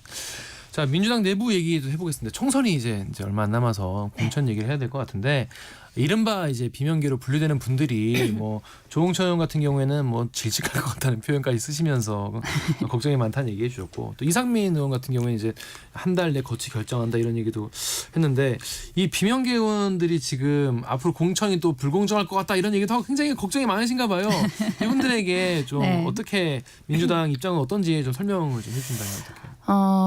많이 그렇게까지 걱정 안 하셔도 될 것 같아요. 왜냐하면 민주당은 시스템 공천이라는 것이 자리를 잡았잖아요. 그러니까 시스템 공천이라 하면 정량평가, 정성평가 그리고 그 평가 항목들을 예측할 수 있다는 것이거든요. 그러니까 의정활동 관련된 거, 지역구 관련된 거 이것이 정량평가, 정성평가가 다 돼서 수치화가 되는 거예요. 그리고 그 평가 기준을 의원들이 모르는 게 아니에요. 그래서 지난 8월에 당무감사가 끝이 났고 그리고 이제 11월 중순쯤 되면은 이제 각 의원실에서 의정활동 관련된 그런 평가서를 냅니다. 그 보고서를 냅니다. 그러면은 그것이 평가가 되는 것이죠. 그래서 점수화돼 있고 체계화돼 있는 것인데 글쎄요, 뭐 그거를 갖다가 어떻게 자의적으로 예를 들어서 어떤 특정인과 가깝거나 가깝지 아니한 사람에 따라서 기준을 다르게 적용하는 게 아니잖아요.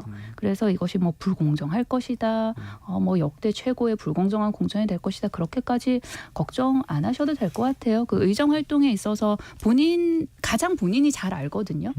나는 의정 활동 정말 잘해온 거에 대해서 자신이 있다 없다 본인이 가장 잘 알아요. 그리고 그 지난 여름에 받았던 당무감사 그리고 지역구 관리죠. 그 관련해 가지고 나는 자신 있다 없다를 가장 먼저 알아요. 본인들이. 그렇기 때문에 관련해 가지고 의정 활동도 잘해오셨고 지역구 관리도 잘해오셨다면 크게 그렇게 뭐 걱정하실 일인가 싶습니다. 네. 알겠습니다. 자, 여기까지 말씀 듣겠습니다. 민주당 강선우 대변인이었습니다. 고맙습니다. 네, 고맙습니다.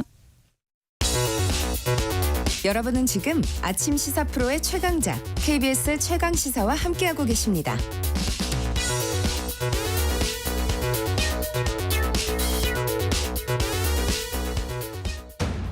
오늘 하루 이슈의 중심. 당신의 하루를 책임지는 직격 인터뷰. KBS 최강시사.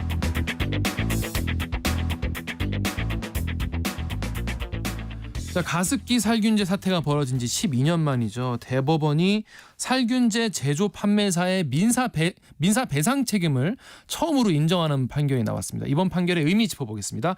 민변 가습기 소송 대리인단 이정일 변호사 연결돼 있습니다. 변호사 안녕하세요. 네, 안녕하십니까. 안녕하십니까. 변호사님, 이 소송하신 지가 벌써 몇 년 만입니까? 네, 2015년에 소송이 제기됐으니까 대법원 확정 판결까지는 한 9년이 좀 걸린 셈이고요. 이분이 가습기를 2007년도에 사용했다가 2010년경에 그 폐질환 소견을 받았습니다. 그래서 피해 시점으로 따지면 한 13년 정도 되는 셈이죠. 너무 오래 걸렸는데요, 변호사님. 네네. 원래 이 정도로 오래 걸리는 재판들이 많이 있나요? 뭐 그렇게 많지는 않는데 그래도 가습기 살균제 참사 사건에 사회적인 영향력이라든지 파급 효과라든지 그리고 가습기 살균제 사용 제품별로 뭐 인과관계가 있냐 없냐 그리고 피해 질환의 범위가 어떻게 되냐 이런 것들이 굉장히 좀 어려운 현안이었기 때문에 법적인 판단도 그에 상응해서 좀 많이 걸리지 않았나 그런 생각을 합니다. 변호사님 입장에서는 이번에 재판 진행하시면서 어떤 부분이 좀 가장 힘드셨나요? 많은 분들이 아시겠지만 그 옥시 측에서 그 판정위원회에서 1등급, 2등급 판정받은 사람들에 대해서는 배보상을 빨리 했잖아요. 그리고 3등급 판정 내용이 가습기 살균제 사용과 그 폐 중심 폐 손상에 대해서는 인과관계가 낮다라고 판단을 했기 때문에 옥시 측에서 3등급 판정자에 대한 인과관계는 없다라고 부정을 하는 소송 형식으로 대응을 했고 법리적으로 인과관계가 추정되어서 손해배상 책임이 있다라고 이렇게 설득하는 것이 굉장히 좀 어려웠고요. 네.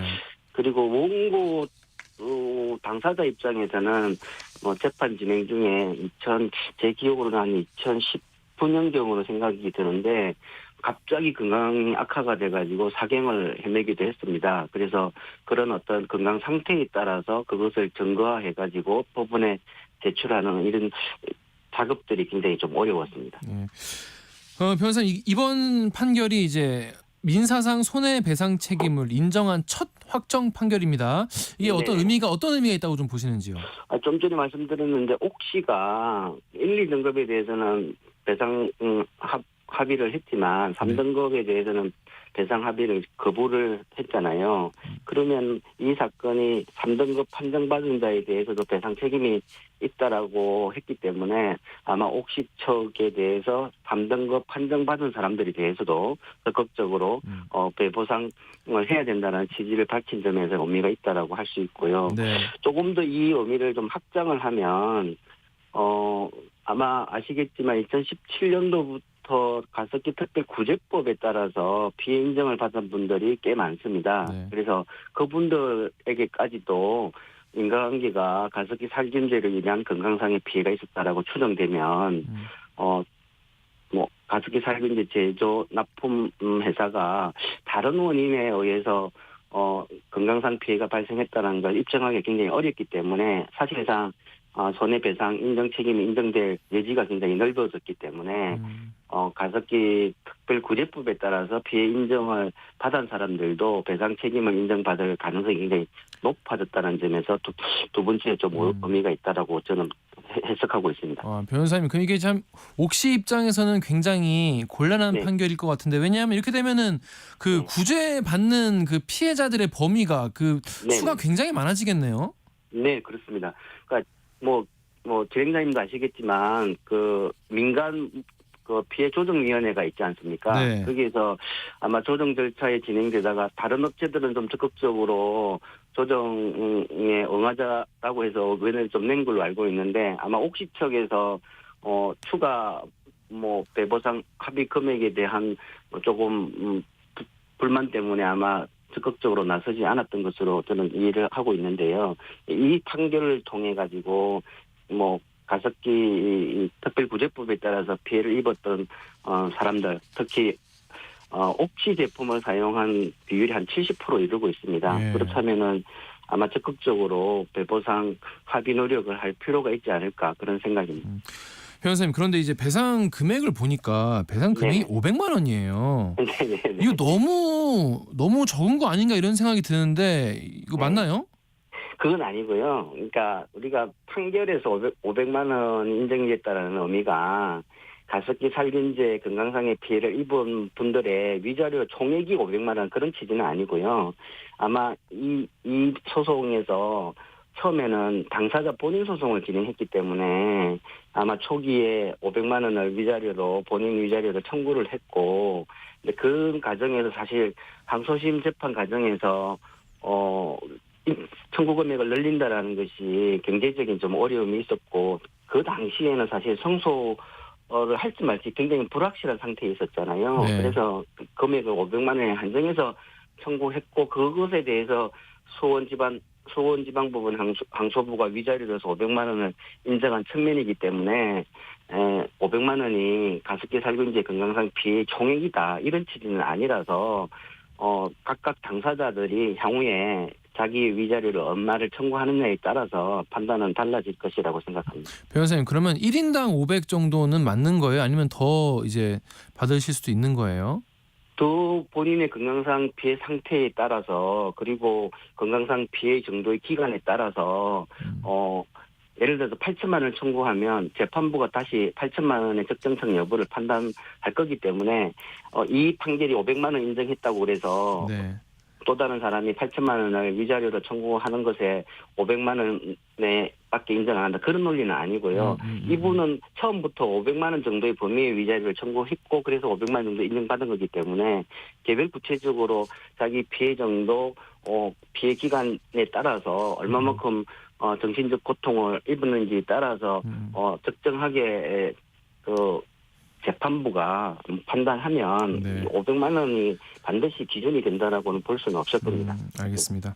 변호사님, 그런데 이번 판결은 그러니까 폐 질환의 특정에서 이제 한 분 판결이 나온 거지 않습니까? 네네네. 다른 질환을 앓고 계신 분들도 계시단 말이죠. 그럼 그런 분들도 손해배상 청구에 뭔가 더 도움이 되는 그런 판결일까요, 이번 게? 네네, 그렇습니다. 왜냐하면 그 대법원이 그 타당하다고 한 수원지방법원 판결 내용 자체가 가습기 특별구제법에 따라서 건강상의 피해자로 인정이 된 사람인 경우에 그 건강상 질환이 폐 손상과 관련된 질환이 아니다 하더라도 가습기 살균제로 인한 다른 질환인 경우에 피해를 인정받으면 그 피해 원인이 다른 원인에 의해서 발생한 사실을 가습기 납품 판매 회사가 증명하지 못하면 손해배상 책임이 있다라는 내용이기 때문에 적어도 2017년도 가습기 특별구제법이 시행된 이후에 그 법에 따라서 가습기 살균제로 인한 건강상의 피해를 입은 분들이라면 이 판결 내용에 따라서 피해를 구제받을 가능성이 굉장히 높아졌다라고 볼 수 있습니다. 그래서 구제 범위가 굉장히 넓어질 수 있다라는 거죠. 그런데 내년 1월에 이제 그 애경 등에 대한 형사 재판 선고가 있지 않습니까? 여기도 2심 결과인데 이번 판결도 그러면 그 다음 형사 재판에도 어느 정도 영향이 미칠 수 있을까요?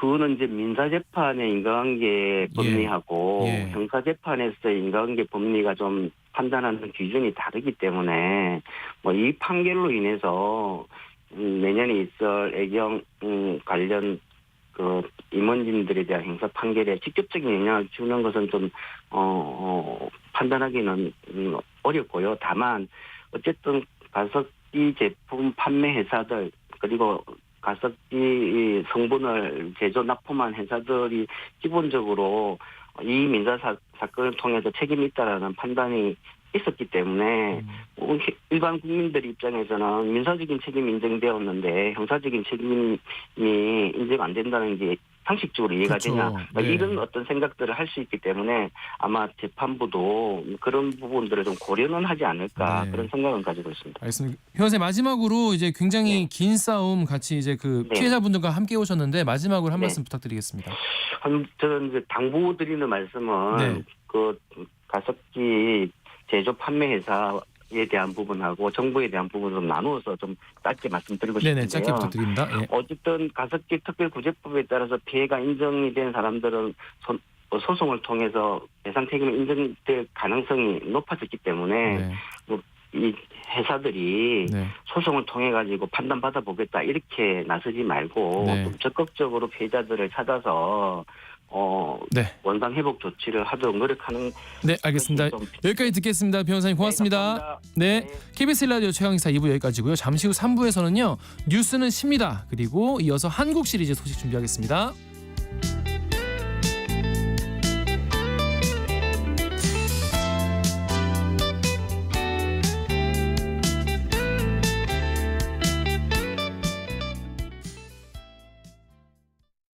잠시 후 8시 반부터 일부 지역국에서는 해당 지역 방송을 보내드립니다. 가자! 배종찬입니다. KBS로 오는 길이 너무 행복해서 다 잊어버렸다. 시사본부가 역시 전통이죠. KBS의 역사라고 봐야 돼. 가장 공정한 방송이다. 고정해야 되지 않을까요? 고정해줘요. 배종찬의 시사본부 평일 낮 12시 20분 매일 고정입니다. 일라디오도 고정. 화이팅. 진행은 서툴지만 내용은 알찹니다. 진실의 편에서 정의의 편에서 약자의 편에서 뉴스를 전합니다. 주진우 라이브와 함께 더 많이 더 오래 웃었으면 좋겠습니다. 매일 오후 5시 5분 KBS 1라디오 주진우 라이브. 지금 시각은 8시 30분입니다. KBS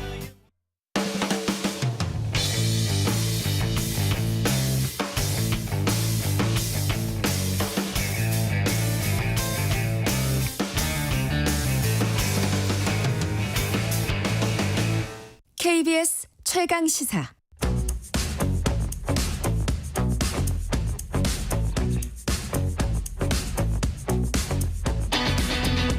심리로 들여다보는 세상 이야기. 뉴스는 십니다. 정치, 경제, 사회 등 우리 사회의 다양한 이슈를 심리학적 관점에서 풀어보는 시간이죠. 최강시사 뉴스는 십니다. 오늘은 김태훈 경남대 심리학과 교수님 모셨습니다. 안녕하세요. 안녕하세요. 안녕하십니까. 오늘은 그 감정 쓰레기통 이야기를 해볼까 해요. 근데 감정 쓰레기통이라는 게 우리가 이제 뭐 하는 말이긴 한데 뭐 일상적으로 쓰지 않습니까? 근데 이제 상대방에게 일방적으로 부정적인 감정 계속 쏟아내는 걸 이렇게 표현하는데 이게 뭐 학술적으로 뭔가 용어가 따로 있는 건가요? 정식으로? 실제로 학술 용어는 아닙니다. 네, 그렇죠. 쓰기 시작한 지도 그렇게 오래되지는 않았고요. 최근에 좀 많이 나오는 것 같아요. 이런 상태를 뭐라고 부르나요? 이게 뭐 이런 관계 같은 걸 정립하는 그런 뭐 용어 같은 게 따로 있나요? 굳이 찾자면 이제 영어로는 이모셔널 덤핑 뭐 이렇게. 덤핑. 네. 감정 덤핑. 네. 이거 딱 다가오는데요? 외국에도 그런 분들이 있나 봐요. 그럼요. 네.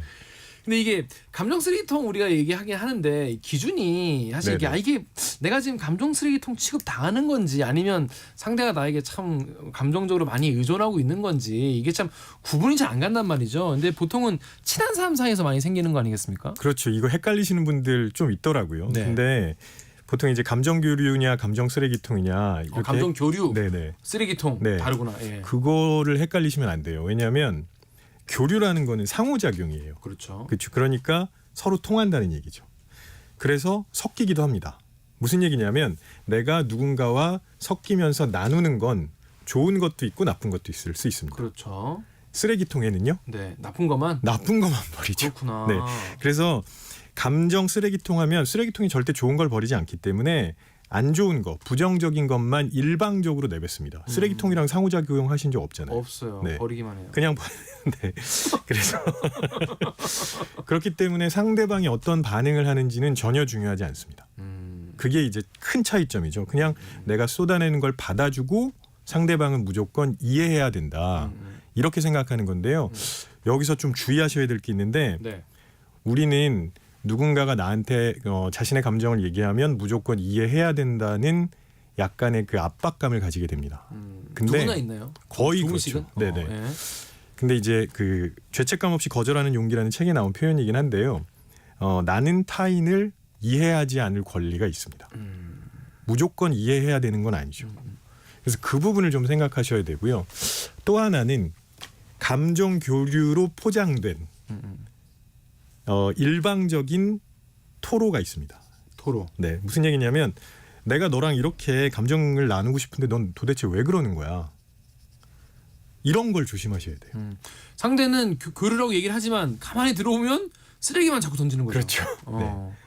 좋은 건 절대 나누지 않습니다. 근데 이제 주로 이 감정 쓰레기통에서 쓰레기통 역할을 하시는 분들이 있지 않습니까? 이런 분들은 주로 아까 말씀하셨던 것처럼 착한 아이 컴플렉스? 내가 이걸 받아주지 않으면 내가 나쁜 사람이 되는 것 같아. 그런 착각에 빠지기 쉽지 않나 이런 생각이 들어요. 착한 사람 컴플렉스가 있을 수도 있고요. 그 다음에 처음부터 이거를 무조건 받아줘야 될 거라고 생각하지 않았을 수도 있습니다. 근데 어쩌다 보니까 처음에는 누가 처음부터 쓰레기통 역할을 하고 싶겠습니까? 그렇죠. 근데 자기도 모르게 점점 그렇게 될 수도 있다는 거죠.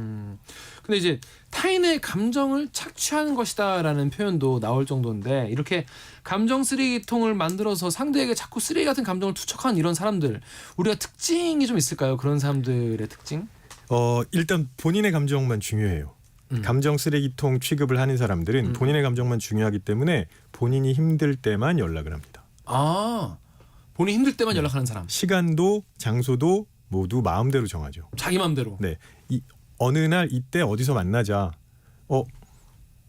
나 잘 안 될 것 같은데. 아니 나 진짜 힘들어. 그치. 그럼 나가야지. 그럼 나가야지. 안 그러면 내가 나쁜 놈 되는데. 근데 보면은 이런 이야기 감정 쓰레기통이나 이런 얘기를 하다 보면은 늘 그러니까 지금도 보세요. 여기 청취자 우혜진님께서 저도 감정 쓰레기통이 돼서 힘든 시간 보내다가 결국 관계를 정리한 적이 있습니다. 아무리 공감과 조언과 위로를 해줘도 부정적인 말만 쏟아내더라. 관계 지속이 쉽지 않더라. 이런 얘기 있는데 너무 신기한 게요. 피해자만 있어. 늘 피해자만 말을 하고 가해자는 모르나 봐요. 모르는 건지 말을 안 하는 건지. 모르는 경우도 많고요. 아, 본인이 몰라요. 던지는 사이 몰라요. 네네. 자각 못하는 경우도 많지만 알고 있는 사람도 있습니다. 내가 네. 그런 성격이다. 네. 그러니까 예를 들어서 나르시시스트 같은 경우는 모를 리가 없어요. 왜냐하면 내가 다른 사람들보다 돋보여야 되는 사람이기 때문에 다른 사람을 최대한 억압하고 좀 부정적으로 만들고 이런 성향이 있죠. 그런 사람들은 알겠지만 다른 사람들 특히 그런 사람들 알고도 그러는 거예요? 네, 알고도 그러죠. 그런 사람들 말고 이런 사람들이 있습니다. 자기가 희생자였던 사람. 본인이 감정 쓰레기통의 희생자였던 분들은 자기도 모르게 그걸 배우는 거예요. 그럴 수도 있어요. 네네. 그게 흔히 요즘 많이 말씀하시는 엄마와 딸 관계에서 나오는 그런 사례로 이어질 수가 있습니다. 네. 왜냐하면 엄마를 위해서 나는 사실 엄마가 너무 안쓰럽고 엄마한테 너무 연민을 많이 느끼고 해서 엄마한테 맞춰준 건데 엄마는 나를 감정 쓰레기통 취급을 한 거잖아요. 근데 그러다 보니까 자기도 모르게 자기도 어딘가에다 그걸 쏟아내야 되는 거예요. 근데 그러면 본인의 영혼이 망가지는 길 아닐까요? 결국에는? 그렇죠. 이거 되게 힘든 일입니다. 그냥 버티는 걸로는 절대 안 돼요. 네. 근데 그런 예를 들어서 제가 다른 케이스는 모르겠는데 이 케이스는 굉장히 비극적인 케이스잖아요. 네네. 그러니까 이제 부모님이 자신을 그렇게 한 것 때문에 너무 고통스러웠지만 본인도 결국 닮아가게 되는, 만약에 본인이 지금 청취자분들 중에서 내가 지금 가족이나 뭐 이런 관계에서 그런 거를 내가 닮아가는 게 아닐까 이런 걱정이 지금 드는 분도 계실 것 같아요. 네. 이런 분들한테 좀 그렇게 되지 않게 하기 위한 조언 같은 게 좀 있을까요? 일단 확인부터 하셔야 됩니다. 내가 진짜 확인? 감정 쓰레기통의 역할을 하고 있는지. 맞나? 네네. 어떻게 확인합니까? 상대방이 무조건적인 공감을 원한다면, 그러니까 본인이 하는 말에 대해서 무조건 맞다고 해줘야 되는 거예요. 어떻게 그럴 수가 있느냐, 혹은 다른 방식으로 생각해봐야 되지 않느냐라고 했을 때, 야, 너 어떻게 내가 말하는데 그럴 수가 있어? 너 어떻게 내 편을 안 들 수가 있어? 이렇게 나오면 갑자기 PTSD가 와서 저도 옛날에 떠오르면서 힘들어요. 그러면 해줘야 돼요. 예. 네. 근데 그런 식의 반응이 나오면 무조건적으로 공감해달라 그러는 거거든요. 그건 사실 공감이 아니죠. 근데 그런 반응을 경험하고 계시다면 감정 쓰레기통 역할을 하실 가능성이 커요. 지금 청취자 박은학님께서 직장에 딱 이런 분이 있다라고 하는데 의외로 하급 직원이라고 합니다. 네. 하급 직원인데도 오히려 더 대하기가 어렵습니다. 해결 방법이 있나요? 이런 걱정하세요. 하급 직원한테 이럴 수도 있군요. 하급 직원도 그러니까 상사한테 힘든 일들을 얘기할 수 있거든요. 그리고 맞아. 요즘은 옛날과는 달리 그렇게 할 때 잘못 대하면 상사의 갑질 이렇게 오해받을 수도 있어요. 그럴 수도 있죠. 그렇기 때문에 예전보다 이제 훨씬 더 잘 대해주시는 분들이 많은데 그 과정에서 자기도 모르게 그렇게 역할을 하기 시작하는 겁니다. 네. 그리고 내가 혹시 이 직원의 말을 제대로 들어주지 않는다면 내가 혹시 이상한 상사로 보이지 않을까, 그럴 수도 있죠. 그런 걱정을 하시는 거죠. 그럼 어떻게 이거 해결 방법이 있을까요? 제가 조금 전에 말씀드렸잖아요. 만약에 무조건적인 공감을 원하면 쓰레기통 역할을 하는 거기 때문에 확인부터 확인하고 그 순간 손절해야 됩니다. 손절을 그냥 빨리 하는 게, 그러니까 나 회사에서 욕을 먹더라도 빨리 손절을 하는 게 더 나은 건가요? 그게 가장 좋은 방법이고요. 근데 바로 손절하기가 사실 쉽지 않아요. 쉽지 않죠. 그렇기 때문에 중간중간에 어떤 작업을 하실 수 있냐면 이렇게 힘든 걸 토로하는, 그냥 일방적으로 토로하는 거잖아요. 그 감정을 본인이 가져가지 말고요. 그 사람한테 다시 줘야 됩니다. 힘들겠구나 이렇게. 네, 그러니까 너 지금 이러한 것 때문에 그래서 힘들다는 거지라고 거지? 확인을 해줘야 된다는 거죠. 그러니까 네가 힘든 거. 그렇죠. 아니면 본인이 자꾸 가져가게 돼요.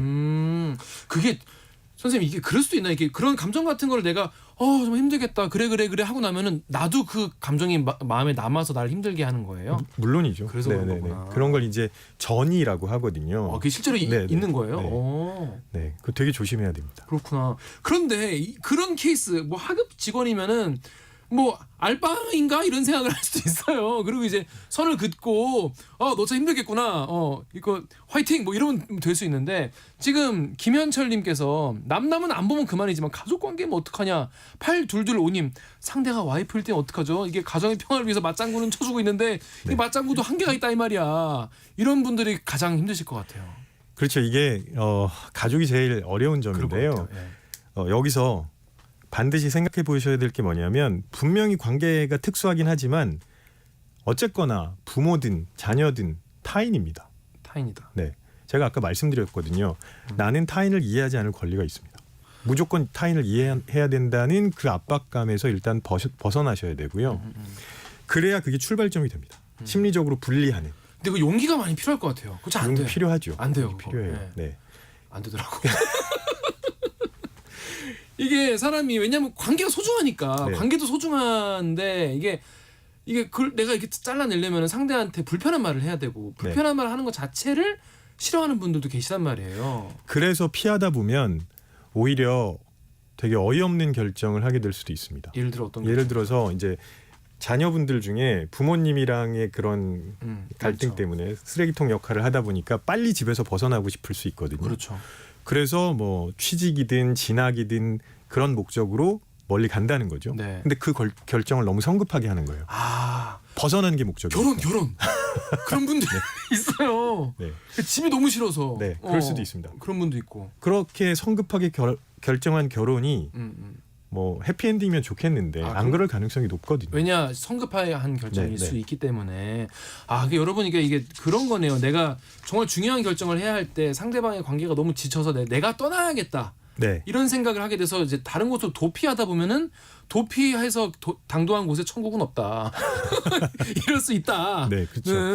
말씀을 들었는데 근데 이게 또 나도 모르게 상대한테 감정을 던지고 있는 분들 같은 경우에 네. 사실 지금 뭐 출근하면서 들으시면서도 내가 그런 사람 아니겠지라고 생각을 다들 하시고 계실 텐데 당신일 수 있다 이거예요. 근데 내가 그런 사람인지 아닌지 감정을 표출할 때 어떻게 해야 이런 사람이 되지 않을 수 있나요?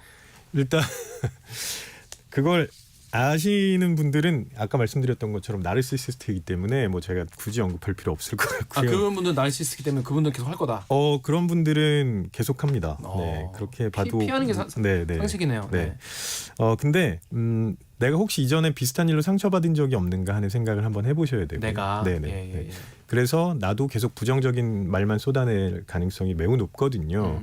그런 부분을 좀 확인해 보셔야 되고요. 또 하나는 상대방이 이렇게도 한번 생각해 볼 수 있지 않을까라는 얘기를 할 수 있잖아요. 그렇죠. 근데 그게 말이 돼 한다는 건 내가 타인의 감정을 지배하고 싶다는 거예요. 그런 얘기를 본인이 하고 있는지. 네. 상대가 내 생각과 반대된 얘기를 했을 때 야, 그게 말이 되냐? 이렇게 내가 딱 떠오른다면 네네. 의심해 볼 수 있다. 그렇죠. 그거는 그것까지 통제하고 싶은 욕구거든요. 그건 별로 적절하지 않죠. 그렇습니다. 이게 평소 대화 사실 이런 대화 같은 것이 쌓여서 네. 그 사람의 성격이 되고 진짜 삶이 되는 거 아니겠습니까? 아까 질문하신 박은양님께서 오늘 주에 너무 고맙다고, 네. 너무 좋다고 네. 감사하다는 말씀하셨고 9382님께서 나는 타인을 이해하지 않을 권리가 있다 이 말 꼭 기억하겠다고 하셨는데 여러분 이게 기억하는 것도 중요하지만 용기를 내야 돼요. 한번 그렇죠. 용기를 확 내야 되는 것 네, 같아요. 네. 딱 이럴 때 뭘 알바야 이렇게 딱 한 번 정도는 자기가 용기 내서 긋는 그 경험이 좀 중요하지 않나 이런 생각이 들더라고요. 그런 용기를 내시기는 사실 되게 어렵습니다. 네. 그래서 꼭 마음 먹고 한번 해보셨으면 좋겠어요. 꼭 마음 먹고 오늘 금요일이니까 일단 쉬시고 다음 주 월요일부터 그렇게 한번 해보시면 좋을 것 같습니다. 자, 여기까지 듣겠습니다. 김태훈 경남대 심리학과 교수였습니다. 고맙습니다. 고맙습니다. 이 시각 교통정보입니다. 오늘 아침 서울의 기온은 1도로 출발했는데요. 차도 겨울철 대비 잘 하셔야겠습니다. 출근길 고장난 차 소식이 많습니다. 먼저 서울시내 북부간선도로 종암 분기점 방향 원릉 분기점을 못 간 2차로에 고장난 화물차가 서 있습니다. 차로가 많지 않아서 신내부터 정체가 극심하고요. 내부순환도로 성산 쪽 기름에서 성산 램프 쪽 정체 통과에도 30분이 넘게 예상되는데 이 사이 홍제 램프 부근 3차로에도 고장난 승용차가 처리를 기다리고 있습니다. 또 한강교량인 서강대교 남단 쪽 이동 더딘 이후 1, 2차로가 작업으로 막혀 있어서고요. 강변북로 구리 쪽은 방화대교부터 동작대교 쪽으로 가장 길게 정체입니다. 한편 영동고속도로 인천 방향은 반월터널 부근 3차로에서 수도권 제일순환선 구리에서 판교 방향은 송파 부근 1차로에서 추돌 사고 처리하고 있습니다. KBS 교통정보센터에서 공인이었습니다.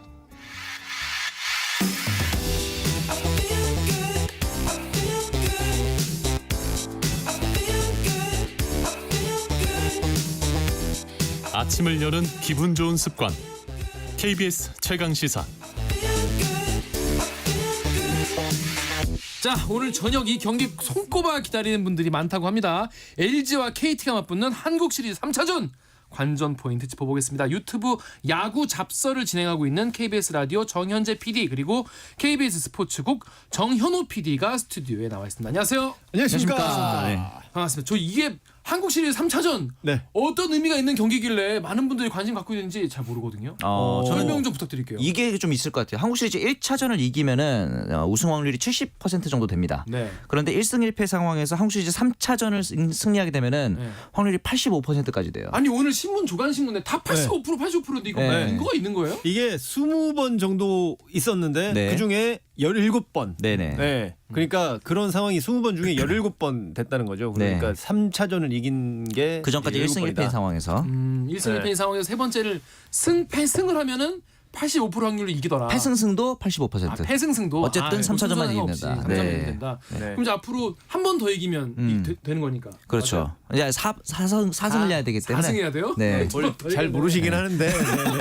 저 야구 잘 모릅니다. 네. 두 번 더 이겨야 되는구나. 네. 그럼 4승 할 때까지 계속 하는 거예요? 맞습니다. 총 7번 경기를 하게 되는 거죠. 그렇구나. 7전 4승제. 네, 맞습니다. 네. 자, 근데 앞선 두 번 경기 중에서 네. 많은 분들이 막 단톡방에 난리 날 정도로 네. 이게 되게 명승부였다 이런 얘기가 많았었는데 네. 좀 기억나는 결정적 장면이 있다면 어떤 겁니까?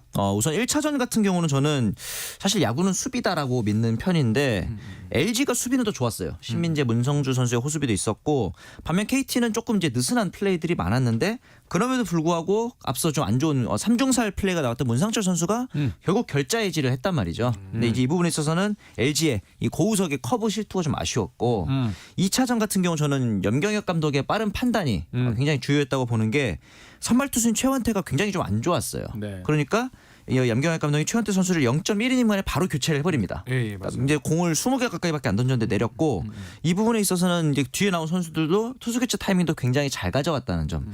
이 부분이 약간 승리의 결정적인 포인트가 아니었나 싶기도 합니다. 이런 포인트가 약간 정석적인 포인트였다면 예? 개인적인 포인트로 봤을 네. 때 첫 번째 경기에는 이 손동현 선수가 7회에 나왔다가 또 8회에도 나와요. 맞아요. 근데 보통은 7회 손동현, 8회 박영영, 9회 김재윤 이렇게가 순리거든요. 근데 8회에 또 올랐다는 건 손동현 선수가 공이 진짜 좋다고 아마 감독이 판단을 하고 계신 것 같고 계속 써도 뭐 상하지 않아요 어깨가? 상하죠. 그래서 그 다음 경기에서 볼넷을 내주고 점수의 빌미를 줍니다. 맞습니다. 근데 여기서 밀어볼 수 있는 게 큰 것 같아요. 손동현이 지금 컨디션이 되게 좋다. 그래서 오늘 이제 어제 하루 쉬었죠. 네. 어제 하루 쉬었기 때문에 손동현이 굉장히 중하게 이번 시리즈에서 쓰일 수 있다. 네네. 네, 그렇게 생각을 합니다. 지금 이제 청취자분들 중에서 네. 근데 야구와 좀 관련 없는 질문도 하신 분들 계신데 네. 그러니까 두 분이 성함이 일단 정현호 PD, 정현재 PD이기 때문에 네. 형제시냐 물어보는데 중요한 질문이에요. 이 프로그램에 나올 때마다 물어보는데 다시 한번 확인해 주시죠. 네. 전혀 상관없는 사람입니다. 성씨도 다르고 다른 공간도 다르고. 네. 그 블루드리머님이 LG가 만약에 우승을 하면 할인 행사하냐 이런 전략이 있나요? 기대하고 있습니다. 네, 기대는 하고 있다. 작년에 SSG가 우승했을 때 쓱데이를 굉장히 크게 했던 걸로 저는 기억을 하는데 아마 이제 LG 우승 그리고 이번에 만약에 KT가 우승한다면은 좀 깎아주나요? 좀 깎아주나요? 전기세 좀 깎아주는지. 깎아주나요? 네. LG는 29년 만에 만약에 이렇게 우승을 하는데 뭔가 없다. 그럼 진짜 사람들이 맘상하죠. 전 품목 29% 할인 행사 이 정도는 해줘야죠. 그러니까 가을 야구도 한 지가 꽤 되지 않았습니까? LG? 네, 21년 만이죠 지금이. 한국 시리즈는 오래됐는데 21년 만이고. 한국 시리즈니까 오랜만이구나. 네, 그렇죠. 그래서 주변에 LG 팬분들이 지금 굉장히 흥분해 있더라고요. 장난 아니죠. 홈런 쳤을 때 다들 막 난리 났어요. 완전 흥분해가지고 네네. 근데 그 당시에 저는 어떤 걸 느꼈냐면 분위기가 확 넘어간 걸 넘어서 완전 압도됐다 그래야 되나? 그렇죠. 그래가지고 9회에 그 다음 해인 9회에 고우석 선수가 나왔어요 마무리로. 네. 근데 그 선수가 던진 공이 누가 봐도 약간 낮았거든요. 네네. 근데 이거 프레이밍을 포수가 잘하긴 했는데 심판이 스트라이크를 줬어요.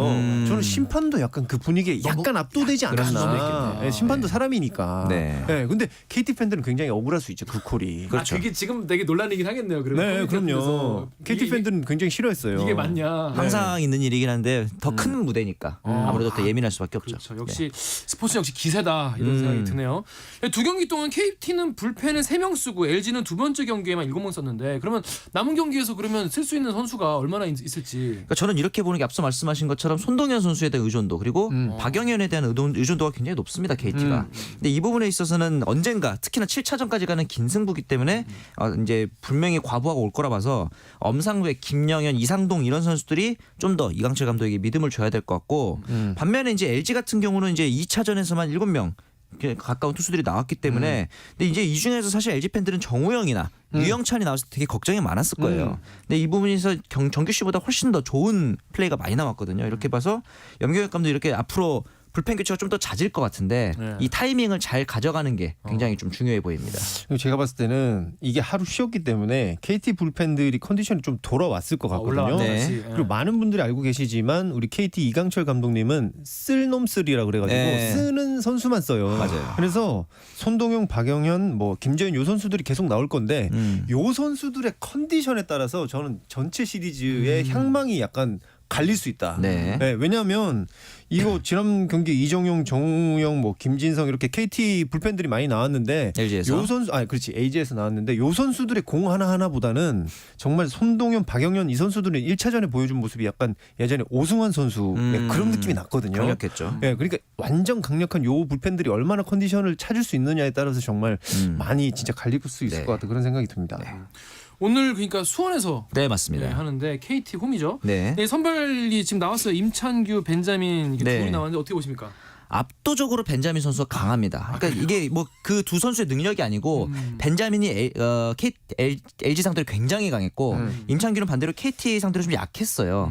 벤자민 선수 같은 경우는 지금 기록만 보면은 5경기 4승 무패 평균 자책점이 0.84. 옛날 뭐 선동열 이 정도 오성환 선수 같은 기록이거든요. 반면 임창규 같은 경우는 이번 시즌에 평균 자책점이 상대로 6.61입니다. 굉장히 좀 높아요. 근데 이런 성적은 이런 기록은 아무 의미가 없습니다. 왜요? 단기전이니까 한 경기니까 딱. 단적으로 2차전 때 이 쿠에바스랑 장성호 배터리가 정규 시즌 동안에 도루를 단 하나도 못 잡았어요. 그런데 갑자기 LG에서 가장 빠른 선수인 신민재를 도루를 잡아낸단 말이죠. 이것처럼 정규 시즌에 보여주는 기록은 기록일 뿐이고 중요한 것은 1회, 2회 초반 분위기를 쿠에바스 벤자민과 임창규가 어떻게 가져가느냐가 중요해 보입니다. 보이지 않는 무언가가 있을 것 같습니다. 왜 그러냐면 임창규 선수가 말이죠. 2002년도에 그 당시 LG가 이제 삼성한테 그 마지막 한국 시리즈였죠. LG의 마지막 한국 시리즈 때 삼성한테 졌거든요. 네. 그때 임창규 선수가 4학년이었대요. 엘린이었다고 합니다. LG 팬. 그러면서 그때 지면서 눈물을 막 흘리고 다음날 학교 안 간다고 막 그랬다고 혼나고 그랬는데 그 선수가 커가지고 이제 한국 시리즈에 그 이후에 처음 열리는 한국 시리즈에 선발로 딱 올라선다. 물론 뭐 평자책 6.61 뭐 이런 거 있지만 그 보이지 않는 것이 임창규 선수를 정말 뭔가 이렇게 업해준다면 그럴 수도 있고 부담이 될 수도 있고 요거를 잘 조절을 해야겠네요. 부담이 될 수는 있지만 진짜 있지 않을까. 스포츠는 기세니까. 그럼요. 뭔가 그렇습니다. 근데 두 분은 근데 어떤 팀 원래 팬이세요? 저는 이제 이 가을 야구와는 조금 더 멀어져 있는 많이 떨어져 있는 기아 팬이고 기아. 저는 오랫동안 멀어져 있는 삼성 팬입니다. 그렇습니다. 하나 팬 없으시고. 하나 팬도 이제 저희 패널 중에는 없지만 가끔 이제 팬들 중에 댓글로 이제 많이 달아주시거든요. 하지만 지금 한국 시리즈 하고 있는 두 팀이 삼성과 약간 관련이 있죠. 왜냐하면 그 LG가 마지막 한국 시리즈 했던 게 삼성 라이온즈였고, 그렇죠. 그리고 재작년에 KT하고 삼성이 또 이제 마지막 정규리그 공동 1위를 했어요. 그래가지고 마지막 한 경기를 딱 하고 KT가 이기면서 한국 시리즈 진출하고 한국 시리즈에서 우승을 했거든요. 맞아요. 삼성은 약간 최근에 좀 좋지 않은데 킹메이커 역할도 하고 막 그러고 있네요. 저희가 단장이 바뀌었습니다. 단장이 바뀌어가지고 7년 만에 바뀌었죠. 다를 것이다. 자, 그러면 이제 오늘 열릴 3차전 어떤 포인트를 좀 주목해서 보면 재밌을 것 같다. 예를 들어 야알무시 같이 가서 볼 수도 있잖아요. 어떤 부분을 좀 보면 재밌을 것 같다. 누가 먼저 칠까라고 저는 얘기를 하는데. 누가 먼저 칠까라는 게 LG의 1번 타자랑 KT의 4번 타자가 둘 다 부진합니다. 부진하다. 굉장히 부진하거든요. LG의 1번인 홍창기 선수 그리고 KT 4번 타자인 박병호 선수가 둘 다 부진한데 어느 팀의 간판 타자가 먼저 터지느냐 이 부분을 지켜보는 것도 재밌을 것 같습니다. 그럼 예를 들어 뭐 먼저 터지는 팀이 더 뭐 유리하다거나 이렇게 그렇죠. 근데 지금까지 1, 2차전 때는 둘 다 안 터졌거든요. 그래요. 기세를 가져올 수 있으니까 그렇고 홍창기 선수가 지금 벤자민 선수 상대로 시즌에 1할 정도밖에 안 돼요. 타율이.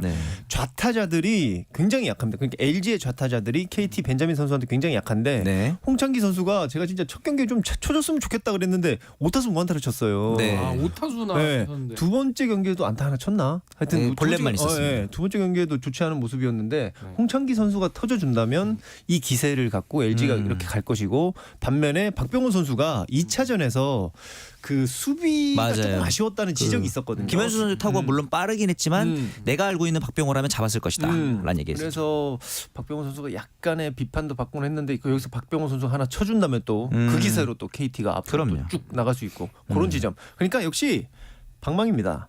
야구는 방망이가 쳐줘야 분위기가 확 올라와요. 박동원 선수가 8회 그 홈런 쳤을 때 저는 응원하는 팀도 아니었는데 온몸에 전율이 쫙 오는 거예요. 카톡방이 터졌다니까요. 진짜로. 그러니까요. 네, 그러니까 다들.